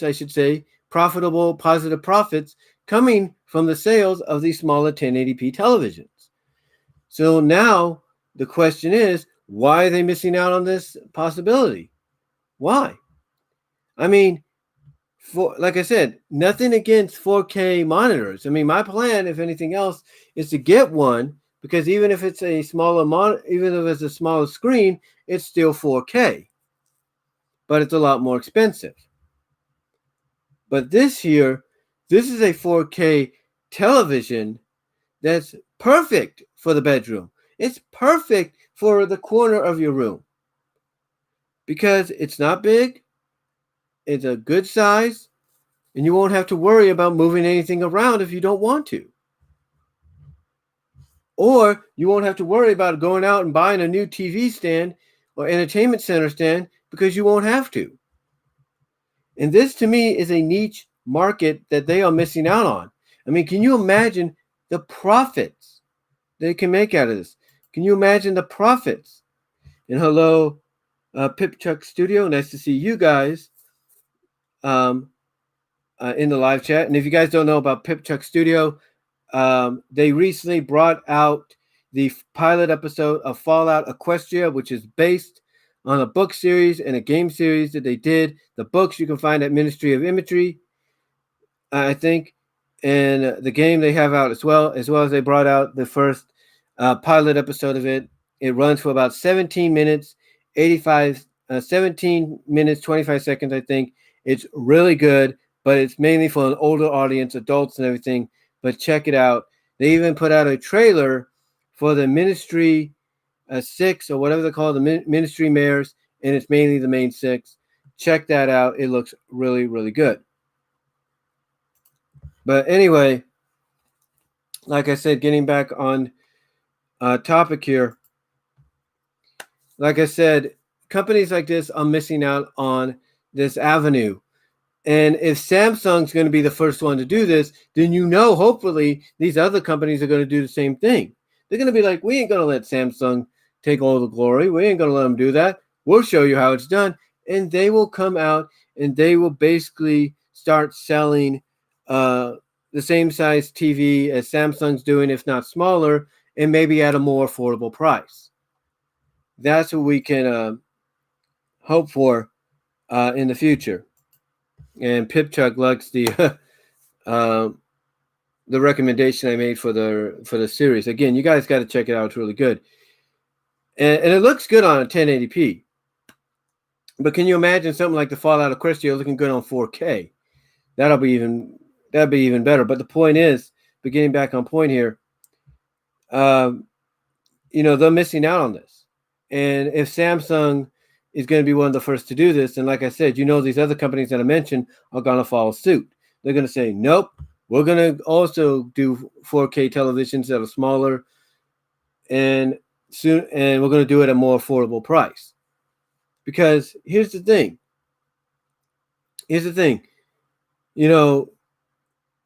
They realize not a lot of people are going to have room in the living room or the bedrooms for a 1080p television. They know that. Nor are they going to have the entertainment stand for that as well. So by selling a smaller television that's at 4K is going to work out for them. And it's going to make them a lot of profit. It's going to make them a lot of money. And I'm glad Samsung is doing this. The only problem is their 4K television at 32 inches, like I said, sells for around $500. And the only way I could probably get it is to save up $100 every other week till I get to that point. Now, could I get it before the year's out? Absolutely. Absolutely I can get it before the year's out. Sorry about that. I just don't know anything affected there. I was just doing the dual screen here. But yeah, there's no doubt it could satisfy a lot of people's cringe for 4K and and all that. But like I was saying, could I get can I get that television before the year's out? Absolutely. If I save up my money correctly, absolutely I can do it. But the thing is, will it happen? Will I be able to get it? Hopefully I can. I mean, originally my plan was to basically move my shelves over to this side and put my stand in the center. But right now that's not happening. But when I see Samsung have a television like this out, it's like, where has this been? Why wasn't this out beforehand? And I think what I'm noticing is the cheaper 4K televisions become to make room for the 8K that's coming in, because they are coming in. Excuse me there, but to make room for the 8K, when I see these, when I see 4K televisions going down in price, I see the potential. I see the door opening for 4K to be integrated into smaller sets, and obviously Samsung sees that. And I was surprised that I saw this being advertised at Best Buy and on Amazon.com. So as I was saying, I sort of noticed a niche going on, because when 4K started to come out, 1080p started getting cheaper, and they started to integrate the 1080p technology into smaller screens so that people can have more compact screens, to display in smaller areas in the house. And now I see the same thing going on here with 8K and 10K and all of them following suit in the future. Obviously, 4K is going to go down in price, and 4K is now going to be integrated into smaller sets. And the smallest right now is the 32-inch. And like I said, I'm glad Samsung's, taking, it's taking the chance to do this, because they realize people want to have 4K, but they don't want to go out and buy the big 4K televisions. They want something that will be easy for them to display on their own. So again, will I be able to do this? Absolutely. Like I said, will I be able to do this? Absolutely. Will it take time? Absolutely. There's no doubt it will take time. It's always going to take time. There's no doubt it's going to take a while before I can get to it. I mean, if I can save up and probably get it before Thanksgiving, that's great. Maybe it'll go down in price too. Who knows? But the point is other companies like Sony, Phillips, and Vizo, they're missing out on this. And hopefully, now that they probably realize or acknowledge that Samsung's doing it, they'll start doing it themselves. Because one, it's a niche market that they can make a lot of money out of. And hopefully, hopefully, I was trying to think of what I was going to say there, but hopefully they start following suit. And hopefully, and perhaps we'll get more than just the 32-inch televisions. We'll get smaller ones as well. Some people say, well, that's not possible because the screen compresses the image. Well, if you look at what Samsung's doing, obviously that's not going to be the case. So hopefully we get more of this hopefully Sony and Phillips and Vizo follow suit, and we end up getting these kind of televisions in the future, because I know I would love to get my hands on one of these and display it in my room and go from there. But yeah, I'm like I said, when I see something like this, it's gonna make me want to save money because it'd be like a gift to myself after everything myself and other essential workers have been going through. I'd be like, yeah, this is gonna be my gift to myself. I'm gonna get this for myself, and we'll see what happens. But I want to see this happen. I want to make this happen, and I'm hoping and I'm hoping for other companies to follow suit because if they want to make some good money in a market in a certain section of the television market that they know they can make money in, then doing 4K televisions that are smaller than what we get right now is the right direction to go. And Samsung obviously sees that. But anyway, that's about it for that topic. And let's go on to our fifth topic. Our fifth topic, Space Jam 2 story synopsis leaked. Yeah, in case you guys don't know, Space Jam is getting a sequel that's going to be released in time for its 25th anniversary, which is next year, 2021. Now, apparently, there are some images that are floating about. Now, I don't know if these are true or not, but my online friend, Frank Hill, it's Frank, had a video shown about this. And the video obviously was speculating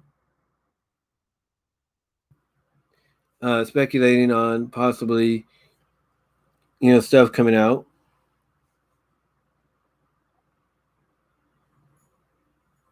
Like some synopsis and all that. But it's all depending on who you believe.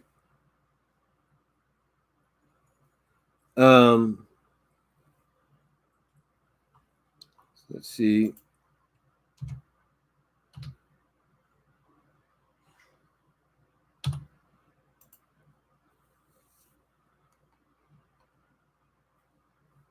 Let's see.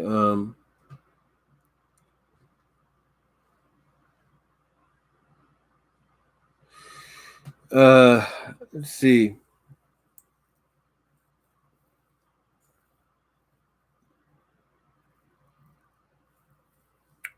Trying to see here.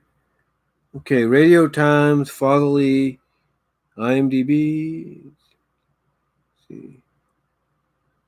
Screen Rant.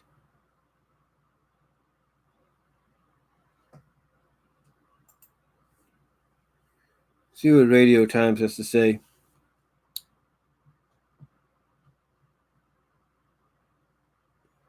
Okay, this is reported by Hugh Fullerton. Hugh Fullerton, I think.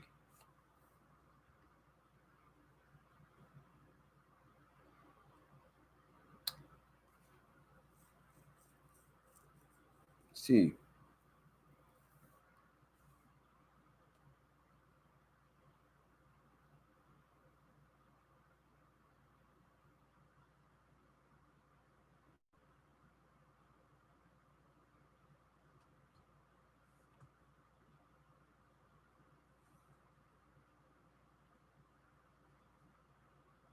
I don't know what it is, but basically the synopsis that was provided in the video, again, whether you believe it or not, is apparently let me see here if I can pull this up.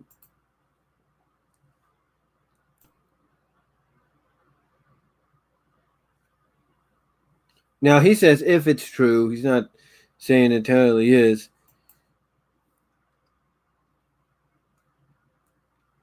And the video is by Midnight's Edge. Midnight's Edge, who did a review with Ken Penders and and all that. So, and I guess he's a good source. I'm not really sure. So let me see what he says here.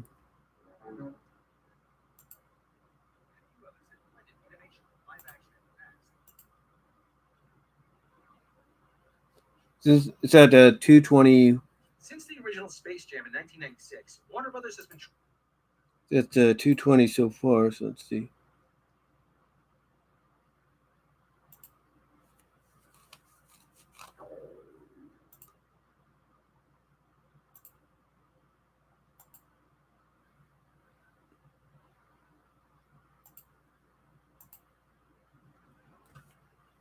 Here you go. About the evil Warner Brothers studio heads who want to Jam 2. The 4chan leak reads. Oh, it's 4chan. Okay, so the leak is provided by 4chan, according to Midnight's Edge. Now, 4chan is one of those sources. Whether you believe them or you don't, that's up to you.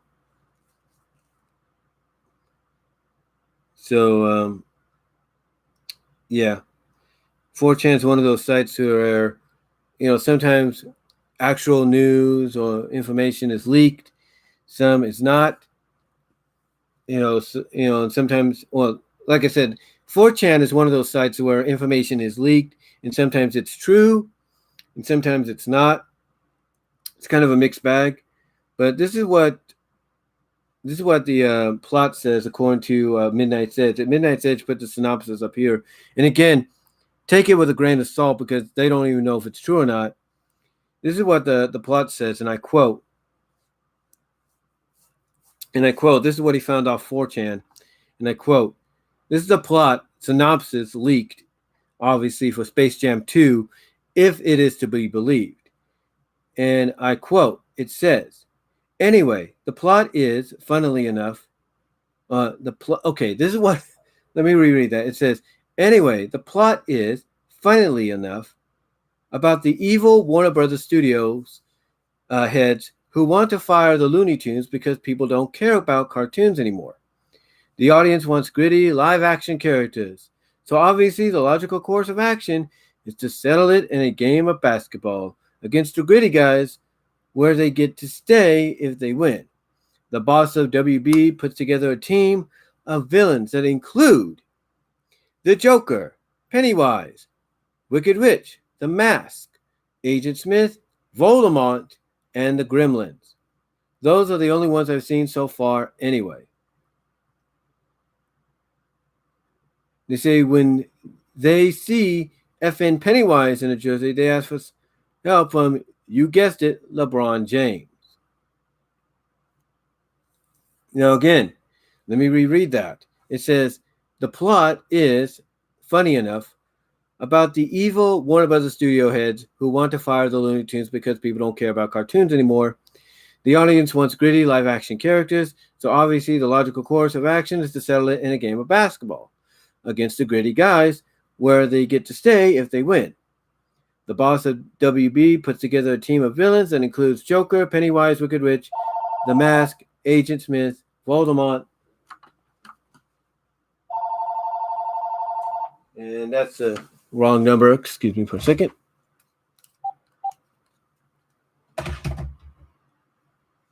Like I said, getting back to what I was saying, rereading this, it says, anyway, the plot is, funny enough, about the evil Warner Brothers studio heads who want to fire the Looney Tunes because people don't care about cartoons anymore. The audience wants gritty live-action characters, so obviously the logical course of action is to settle it in a game of basketball against the gritty guys, where they get to stay if they win. The boss of WB puts together a team of villains that include the Joker, Pennywise, Wicked Witch, the Mask, Agent Smith, Voldemort, and the Gremlins. Those are the ones I've seen so far anyway. When they see Pennywise in a jersey, they ask for help from, you guessed it, LeBron James. Now, here's what's interesting about this synopsis statement by 4chan. They, instead of put funny enough, they put funnily. The word funny is now called funnily. So, makes you wonder. That's one thing. It then does say that the team of villains is also going to include the Mask. Last time I checked, the Warner Brothers version of the Mask was a good guy. So, yeah. When you see that kind of stuff added in, makes you wonder. Now, let's see what Midnight Edge also has to say. Now, about the evil Warner Brothers against the witch, the Mask, the villain, Animaniacs, winning tits because help from, you guessed it, LeBron James. Lola's got a redesign. Now, it says here, Lola's got a redesign, probably playing off her Looney Tunes show, Looney Tunes design, which was a hybrid of both Looney Tunes show and what we get in what we get in the Looney Tunes / Wabbit show. So it says no more bunny tits because PC. Sorry, Furies. Oh, sorry, furries. Don Cheadle plays the boss of Warner Brothers, aka the villain. The Animaniacs show up here and there. The Animaniacs show up here and there. Okay, first, now here's the thing. When part of the synopsis describes a character getting a redesign and says no more bunny tits because PC, sorry, furries, that also makes you question. And then when they say the Animaniacs show up here and there, it also makes you question. So maybe this is it again. You got to take all of this with a grain of salt.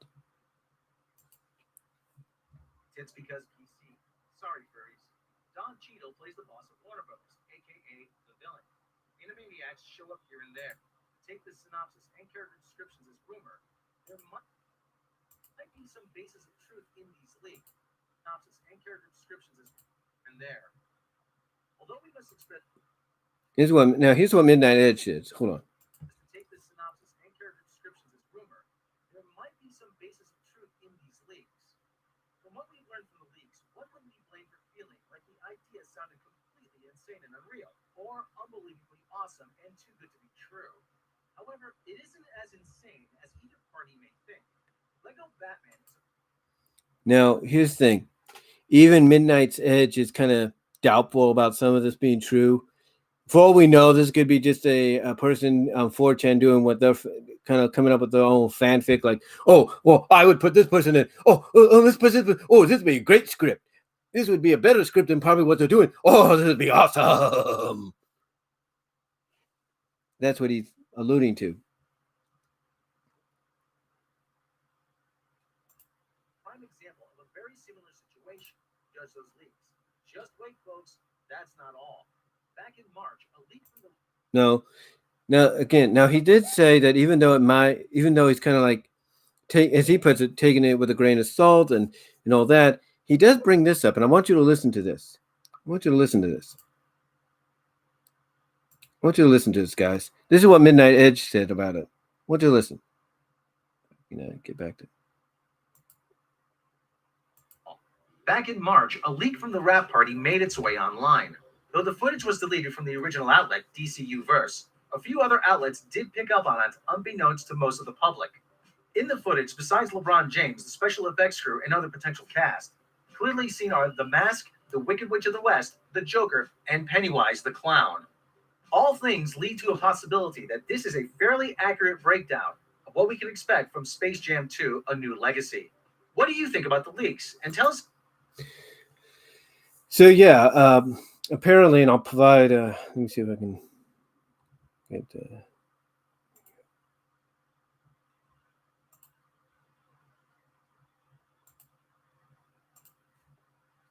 Let me put this in the description.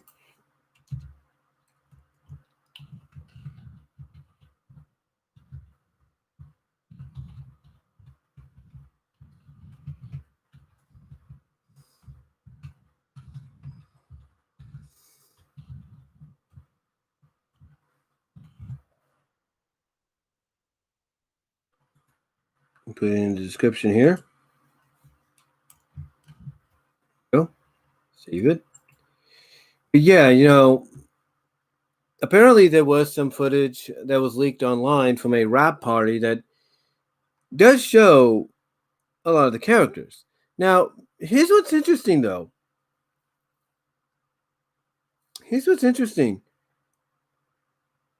Why? And again, this is just me. If they are doing this,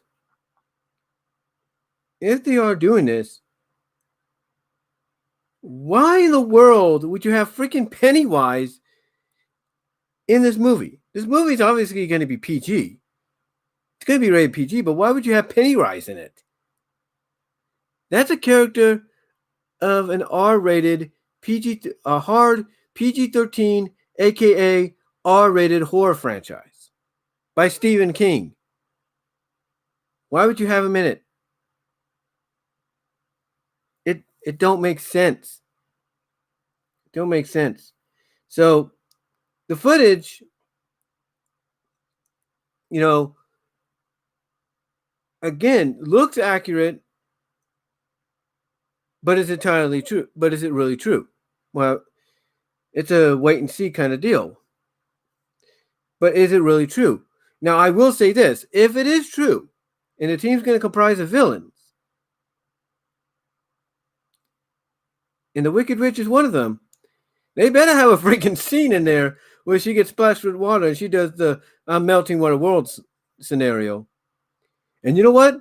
If they're going to have if they're going to have the version of Lola we see now, they better have Lola kind of imitate that too. Like, let's say the Wicked Witch, let's say Lola dresses up as the Wicked Witch to try to get on her nerves, and Witch says, okay, you want to dress up like me? Here, you'll probably, I'll splash you and see what happens. And have Lola do it too. Have Lola do that sign too, to kind of distract, to kind of throw the witch off, thinking, oh, she dresses up like me, so she has the same weaknesses. Okay.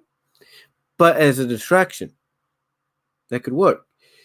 But again, it's this is something to where you have to really take it with a grain of salt. You know what I'm saying?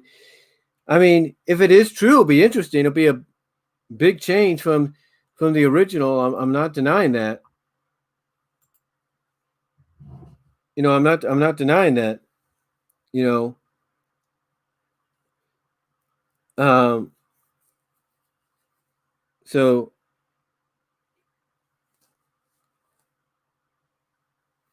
so yeah, it's like,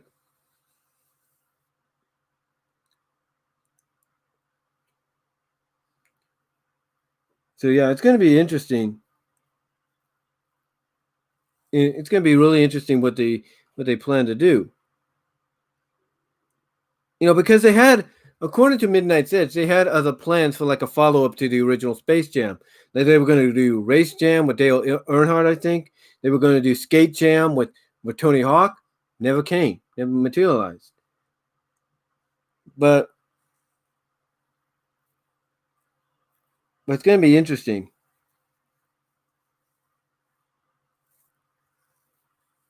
So it's going, like I said, it's going to be really, really intriguing and interesting of how they approach this, because it's it's basically it's I mean, what do you guys think in live chat? What do you guys think? Because like I said, 4chan has been known to break actual, real, legitimate news and information on stuff that's not supposed to be leaked. But sometimes they've also tried to break news they thought was real, and then it turned out not to be. But so I don't know. I mean, is it true? I mean, it looks like you got the Joker. It looks like you got Pennywise. But then again, someone could have photoshopped. We don't know.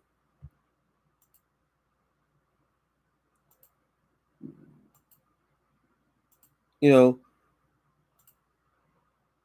got the mask, but again, he's a good guy. So we don't know.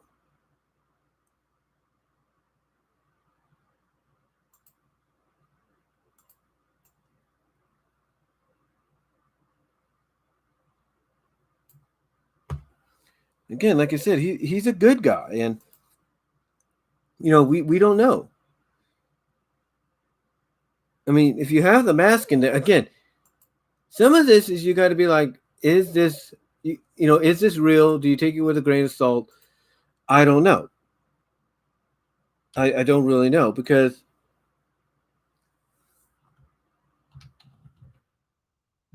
because it's going to be interesting what we get. So it's going to be interesting what we get. Now, 3C Films came out and is talking about this as well. So, and it does say that Don Cheadle, who is a roadie in the MCU, War Machine, if you will, is going to be the villain. So again, it's going to be really intriguing. Exactly, you know what what comes out now. Movie Web back in March said leaked images reveal Joker, Pennywise, and the mask cameos. So again, you have to take it with a grain of salt, if you will. You got to take a lot of it with a grain of salt. But 3C Films 6 days ago talked about it. I know Black Nerd Comedy, Andre, he talked about this 4 years ago, but maybe he'll talk about it again. It's going to be interesting. It can be really interesting what they do, but it's like this. It's kind of like an old saying. It's like, I'll believe it when I see it. And until the first official trailer, which I think is probably going to come out later this year in time for the holiday season, but until that first official trailer comes out, teaser trailer, whatever, that gives us kind of a clue of what we're getting next year, I'm not going to believe it.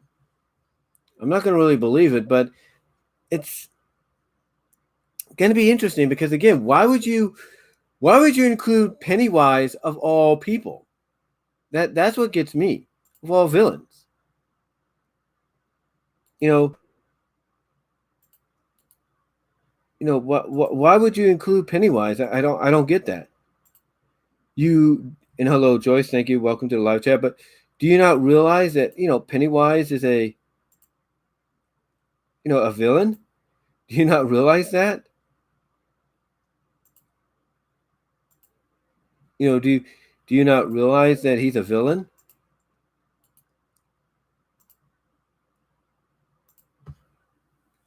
It's it's just one of those. It's just unreal.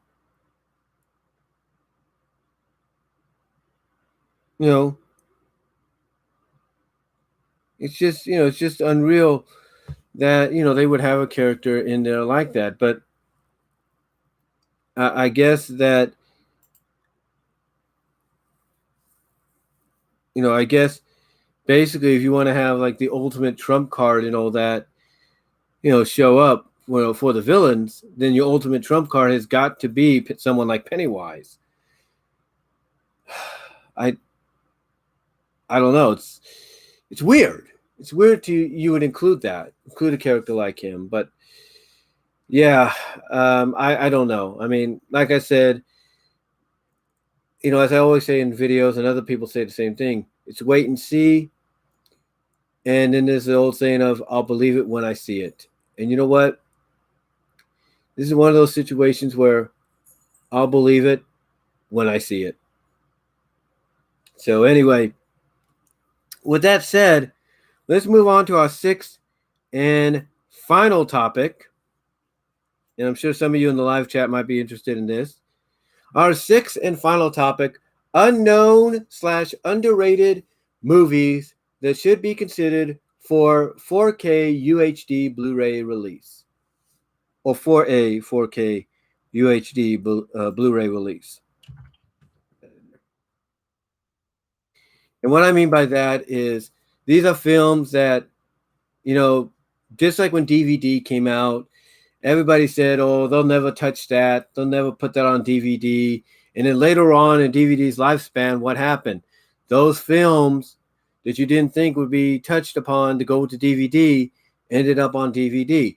Same with Blu-ray. When Blu-ray came around, people said the same thing about the same kind of films and stuff. Oh, they'll never go to Blu-ray. They'll just be regulated to DVD. Guess what? They ended up on Blu-ray. So now the time has come to talk about underrated and unknown films that should be considered for a 4K UHD Blu-ray release. Now, these don't have to be overly expensive kind of releases. They could be in the $9.96, $14.96 range. The $9.99, basically in the $9.96 range to $14.96 range, if you will. Basically the $10 to $15 range. They could be put into that category. And you might say, well, what kind of movies are you talking about? Well, here's the thing. One of the people I'm subscribed to, and I've been subscribed to, and I've sent packages to for the past, several years, is Zara Nizarak, Zara Nizarak, Sean McLean. And Sean has done a lot of update videos recently. He's done a lot of update videos. And honestly, I think he would agree with what I'm about to say. You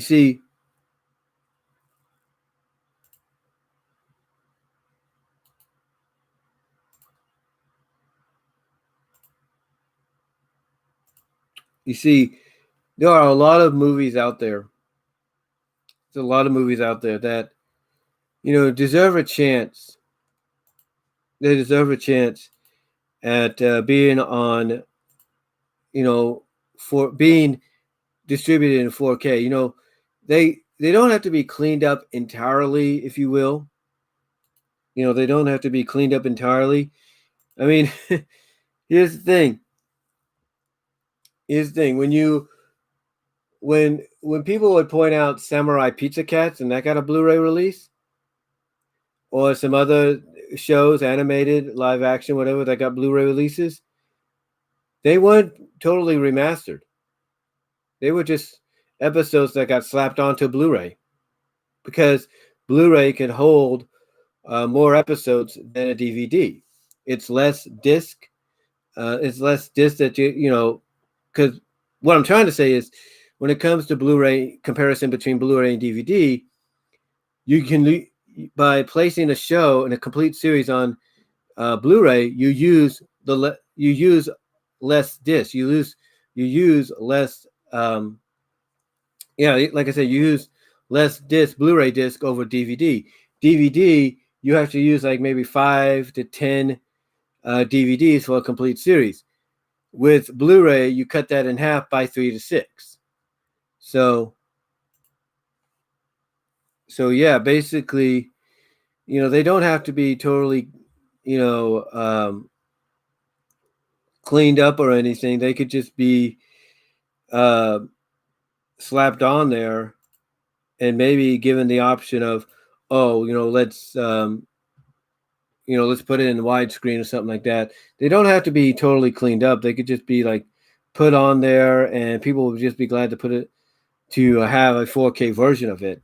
That's how it is. People would be just glad to have a 4K version. And you might say, well, what movies should get that treatment? And I'll explain that in a moment. Hold on while I check something.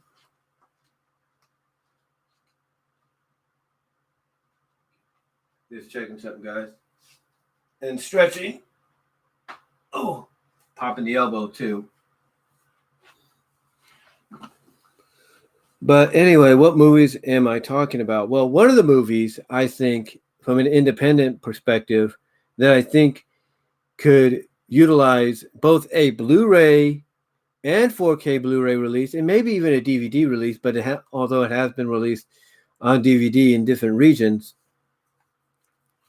And that's the 1988 teen comedy, one of my favorites, The Invisible Kid, starring Jay Underwood and China Phillips of Wilson Phillips fame, and the late Karen Black. And the reason I bring this up is because this is one of those films that I think a company like Mill Creek or Shout Factory, maybe through Scream Factory, who knows, could really make a little, maybe not a big profit out of, but I think they could make something off of, because people seeing something like that come out would be like, oh, wait a minute, what's this? They would look at it and be like, oh, I remember this actor. Oh, wait a minute, China Phillips. Oh, cool. I mean, if they see the names of Jay Underwood and China Phillips and Karen Black, they'll be like, oh, I know who these people are. Let me see what this is. And if they see it's being released on Blu-ray and 4K Blu-ray, the 4K will attract them just as much as the Blu-ray, if not more so, the 4K notion. And even though it won't be a total cleanup, and they can see on the back that it'll be SDH, standard, still they'll want to get it to add to the 4K collection, because, at least they have a 4K version of it to watch. Well, maybe not totally 4K, but something along that lines. Some along the lines of they could watch it on 4K on a 4K player, but it won't be totally 4K. It'll just be a standard release of it in 4K, to where maybe they can add in bonus features and all that maybe they have stored away somewhere or wherever. So that's one movie I think could benefit from a 4K Blu-ray release, and even a Blu-ray release as well, because like I said, I think regionally it's been released on DVD. Another one that I think could really rely on a 4K Blu-ray release is one that Rodimus Primal and Chris Bors and Zaron Isaac are watching. I think they would agree, should be on 4K, because even when I played it on my 4K player, which is connected to my my Vizo television, my Vizo 1080p television, my full HD television, it made it look really clear. It cleaned it up a little bit. And I think that's what a lot of these players do. When you play, a different format on it, it kind of upscales it just by a tiny bit, like it cleans it up a little bit. In that movie, of course, I don't think it's any surprise when I say it.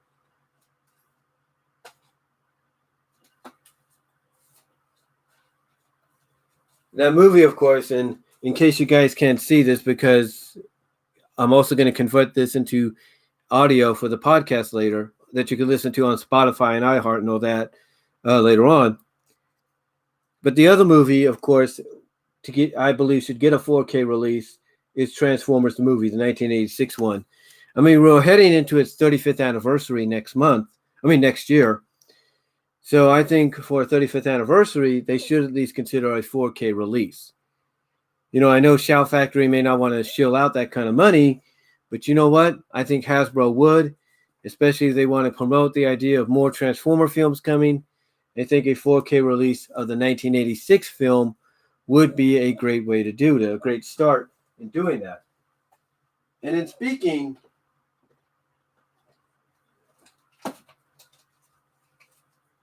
as I put this back in as best I can, and speaking of movies that I think should at least get a 4K release, Shout Factory did this. This was one of the first ones Shout Factory did in the Hasbro Big 3 movies. G.I. Joe. I think G.I. Joe should also get it. I think they got an anniversary coming up.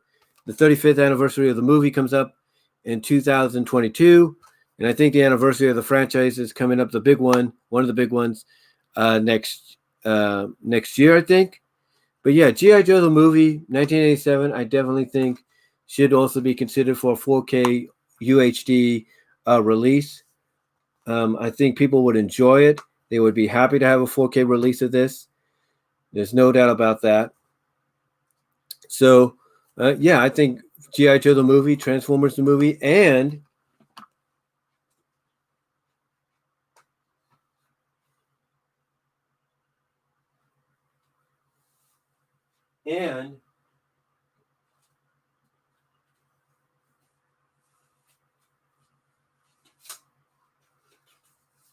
for a sec.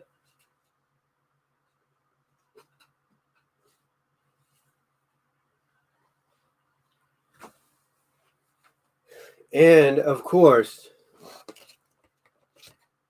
the 2017 My Little Pony movie, as well as the 1986 My Little Pony movie, which also got a Blu-ray release about a year or two ago, and was double packaged with this. This got a re-release, believe it or not, when they did the double package of the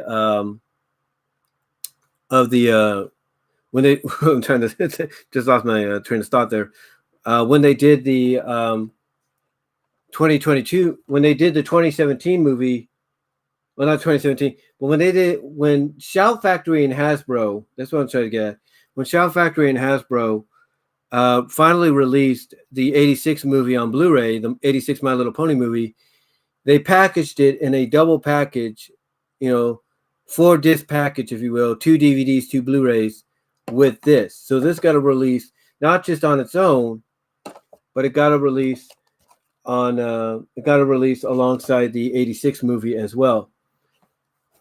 And this here is the special gift set that my company was doing, the limited gift set they were doing, which came with a drinking thermos as well. Again, you guys probably can't see that if you're listening to the audio, but it came with a drinking thermos as well as it came packaged with the movie, which, like I said, it was basically repackaged with the release of the 86 film when that came out. So yeah, definitely the 2017 and 86 My Little Pony movies should be considered for 4K Ultra Blu-ray as well.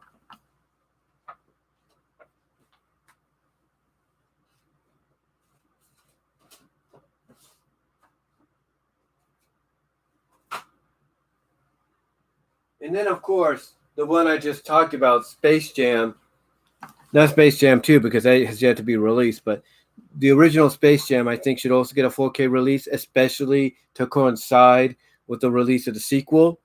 Hopefully, Warner Brothers is considering that. That should get a release on 4K. I really think so. So that should be considered for a 4K release. Other movies as well that I can think of.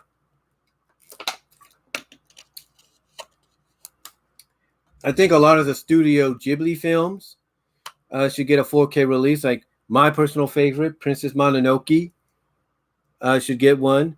I think Howl's Moving Castle should get one. Spirited Away, Kiki's Delivery Service, Nausicaa, I think that's the name of it, should get one. I think they should definitely get one as well. And what else? What else do we have?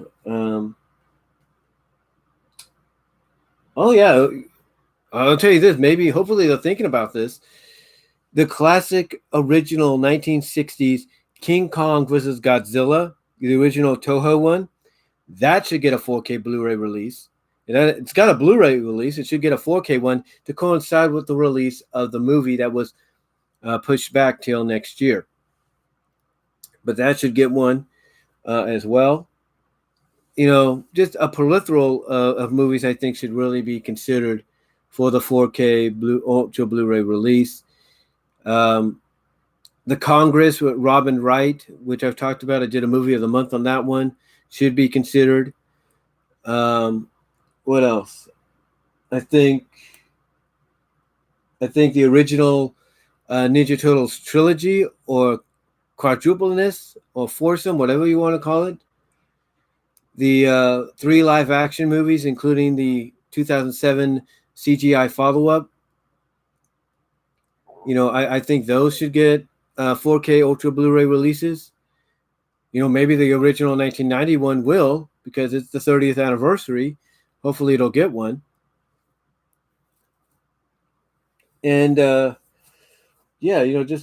a lot that I think should really get some 4K Ultra Blu-ray love. I think a lot of these movies, unknown, independent, underrated, should and probably would, or could/would benefit from a 4K release. I think they would enjoy it.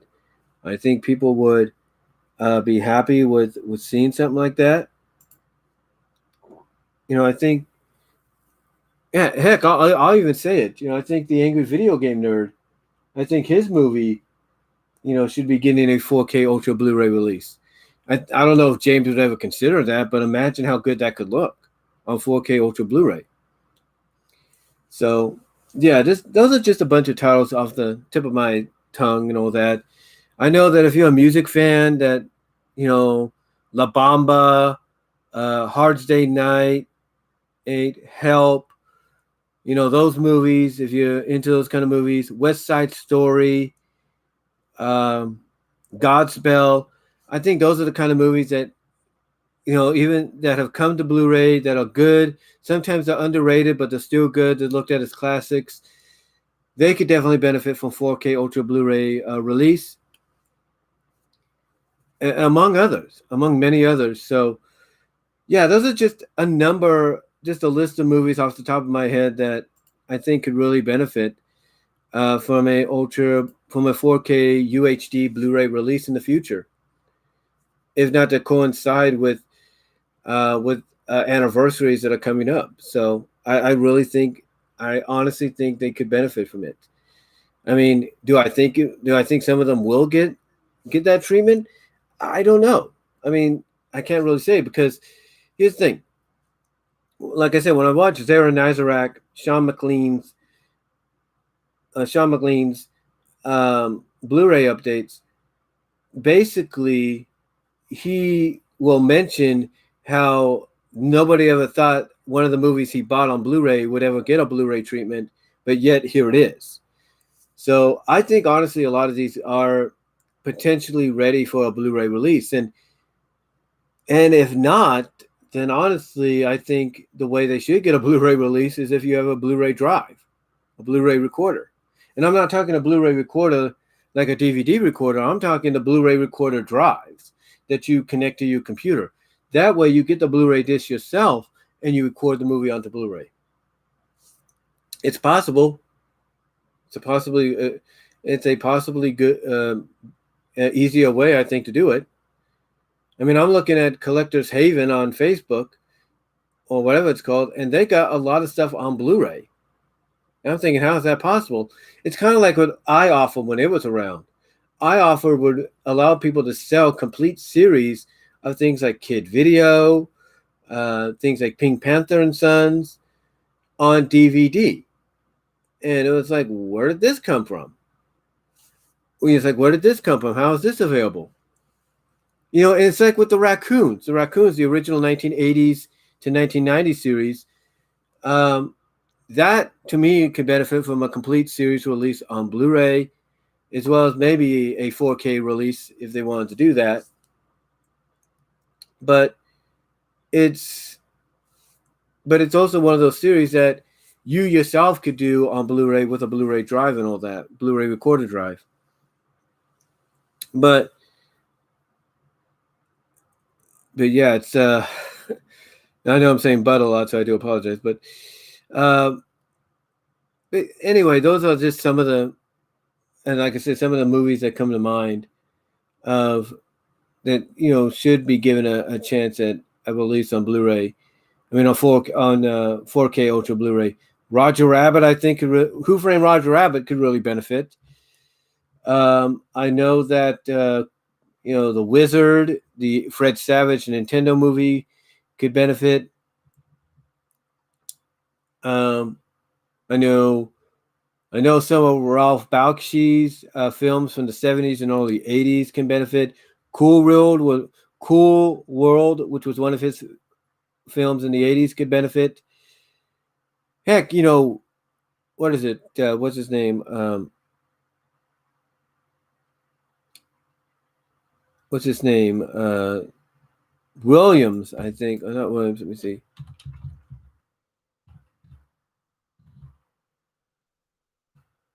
Here you go.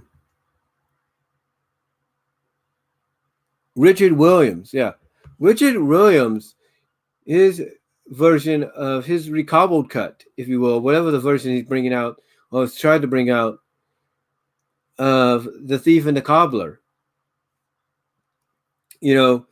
could benefit from a 4K Ultra Blu-ray release, if not a Blu-ray release itself. Dark Crystal already got it. What am I talking about? A lot of the Muppet movies that is kind of under the Disney banner, they can benefit from it.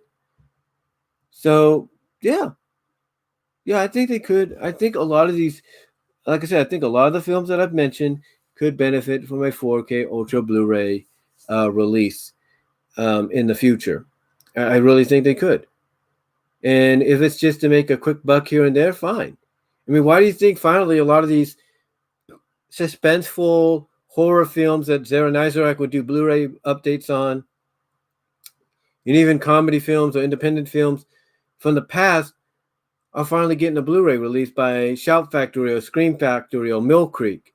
Because it's they realize, hey, these are public domain. We can get the rights to them. We can get the rights to distribute them on, a different high definition format without even doing anything. There you go. Make a quick buck. So I think that's what they could potentially do. But anyway, though, guys, those are just some of the names, some of the movies and stuff that I think honestly could benefit from a 4K UHD Blu-ray release. That's just in my opinion. But what movies do you think could benefit as well? Let me know down in the comments and in the live chat, if you will. However, though, guys, we're about fast approaching 5 o'clock. I've been doing this for about 2.5 hours now. So thank you all for tuning in and listening live here on YouTube and listening later on my various podcast locations at Spotify, iHeartRadio, Apple Podcasts, Stitcher, Overcast, Overcast, if you will, and many others. Thank you all for listening there to this midweek Wednesday edition of Topics on My Mind. Let me know what you thought about what I had to say down below. Comment if you like. Again, thank you all for joining me live. I'm going to get out of here, take a break for a bit, and I will talk to you all later. Be safe. Take care. I'm out. Peace. Thank you all for listening and watching.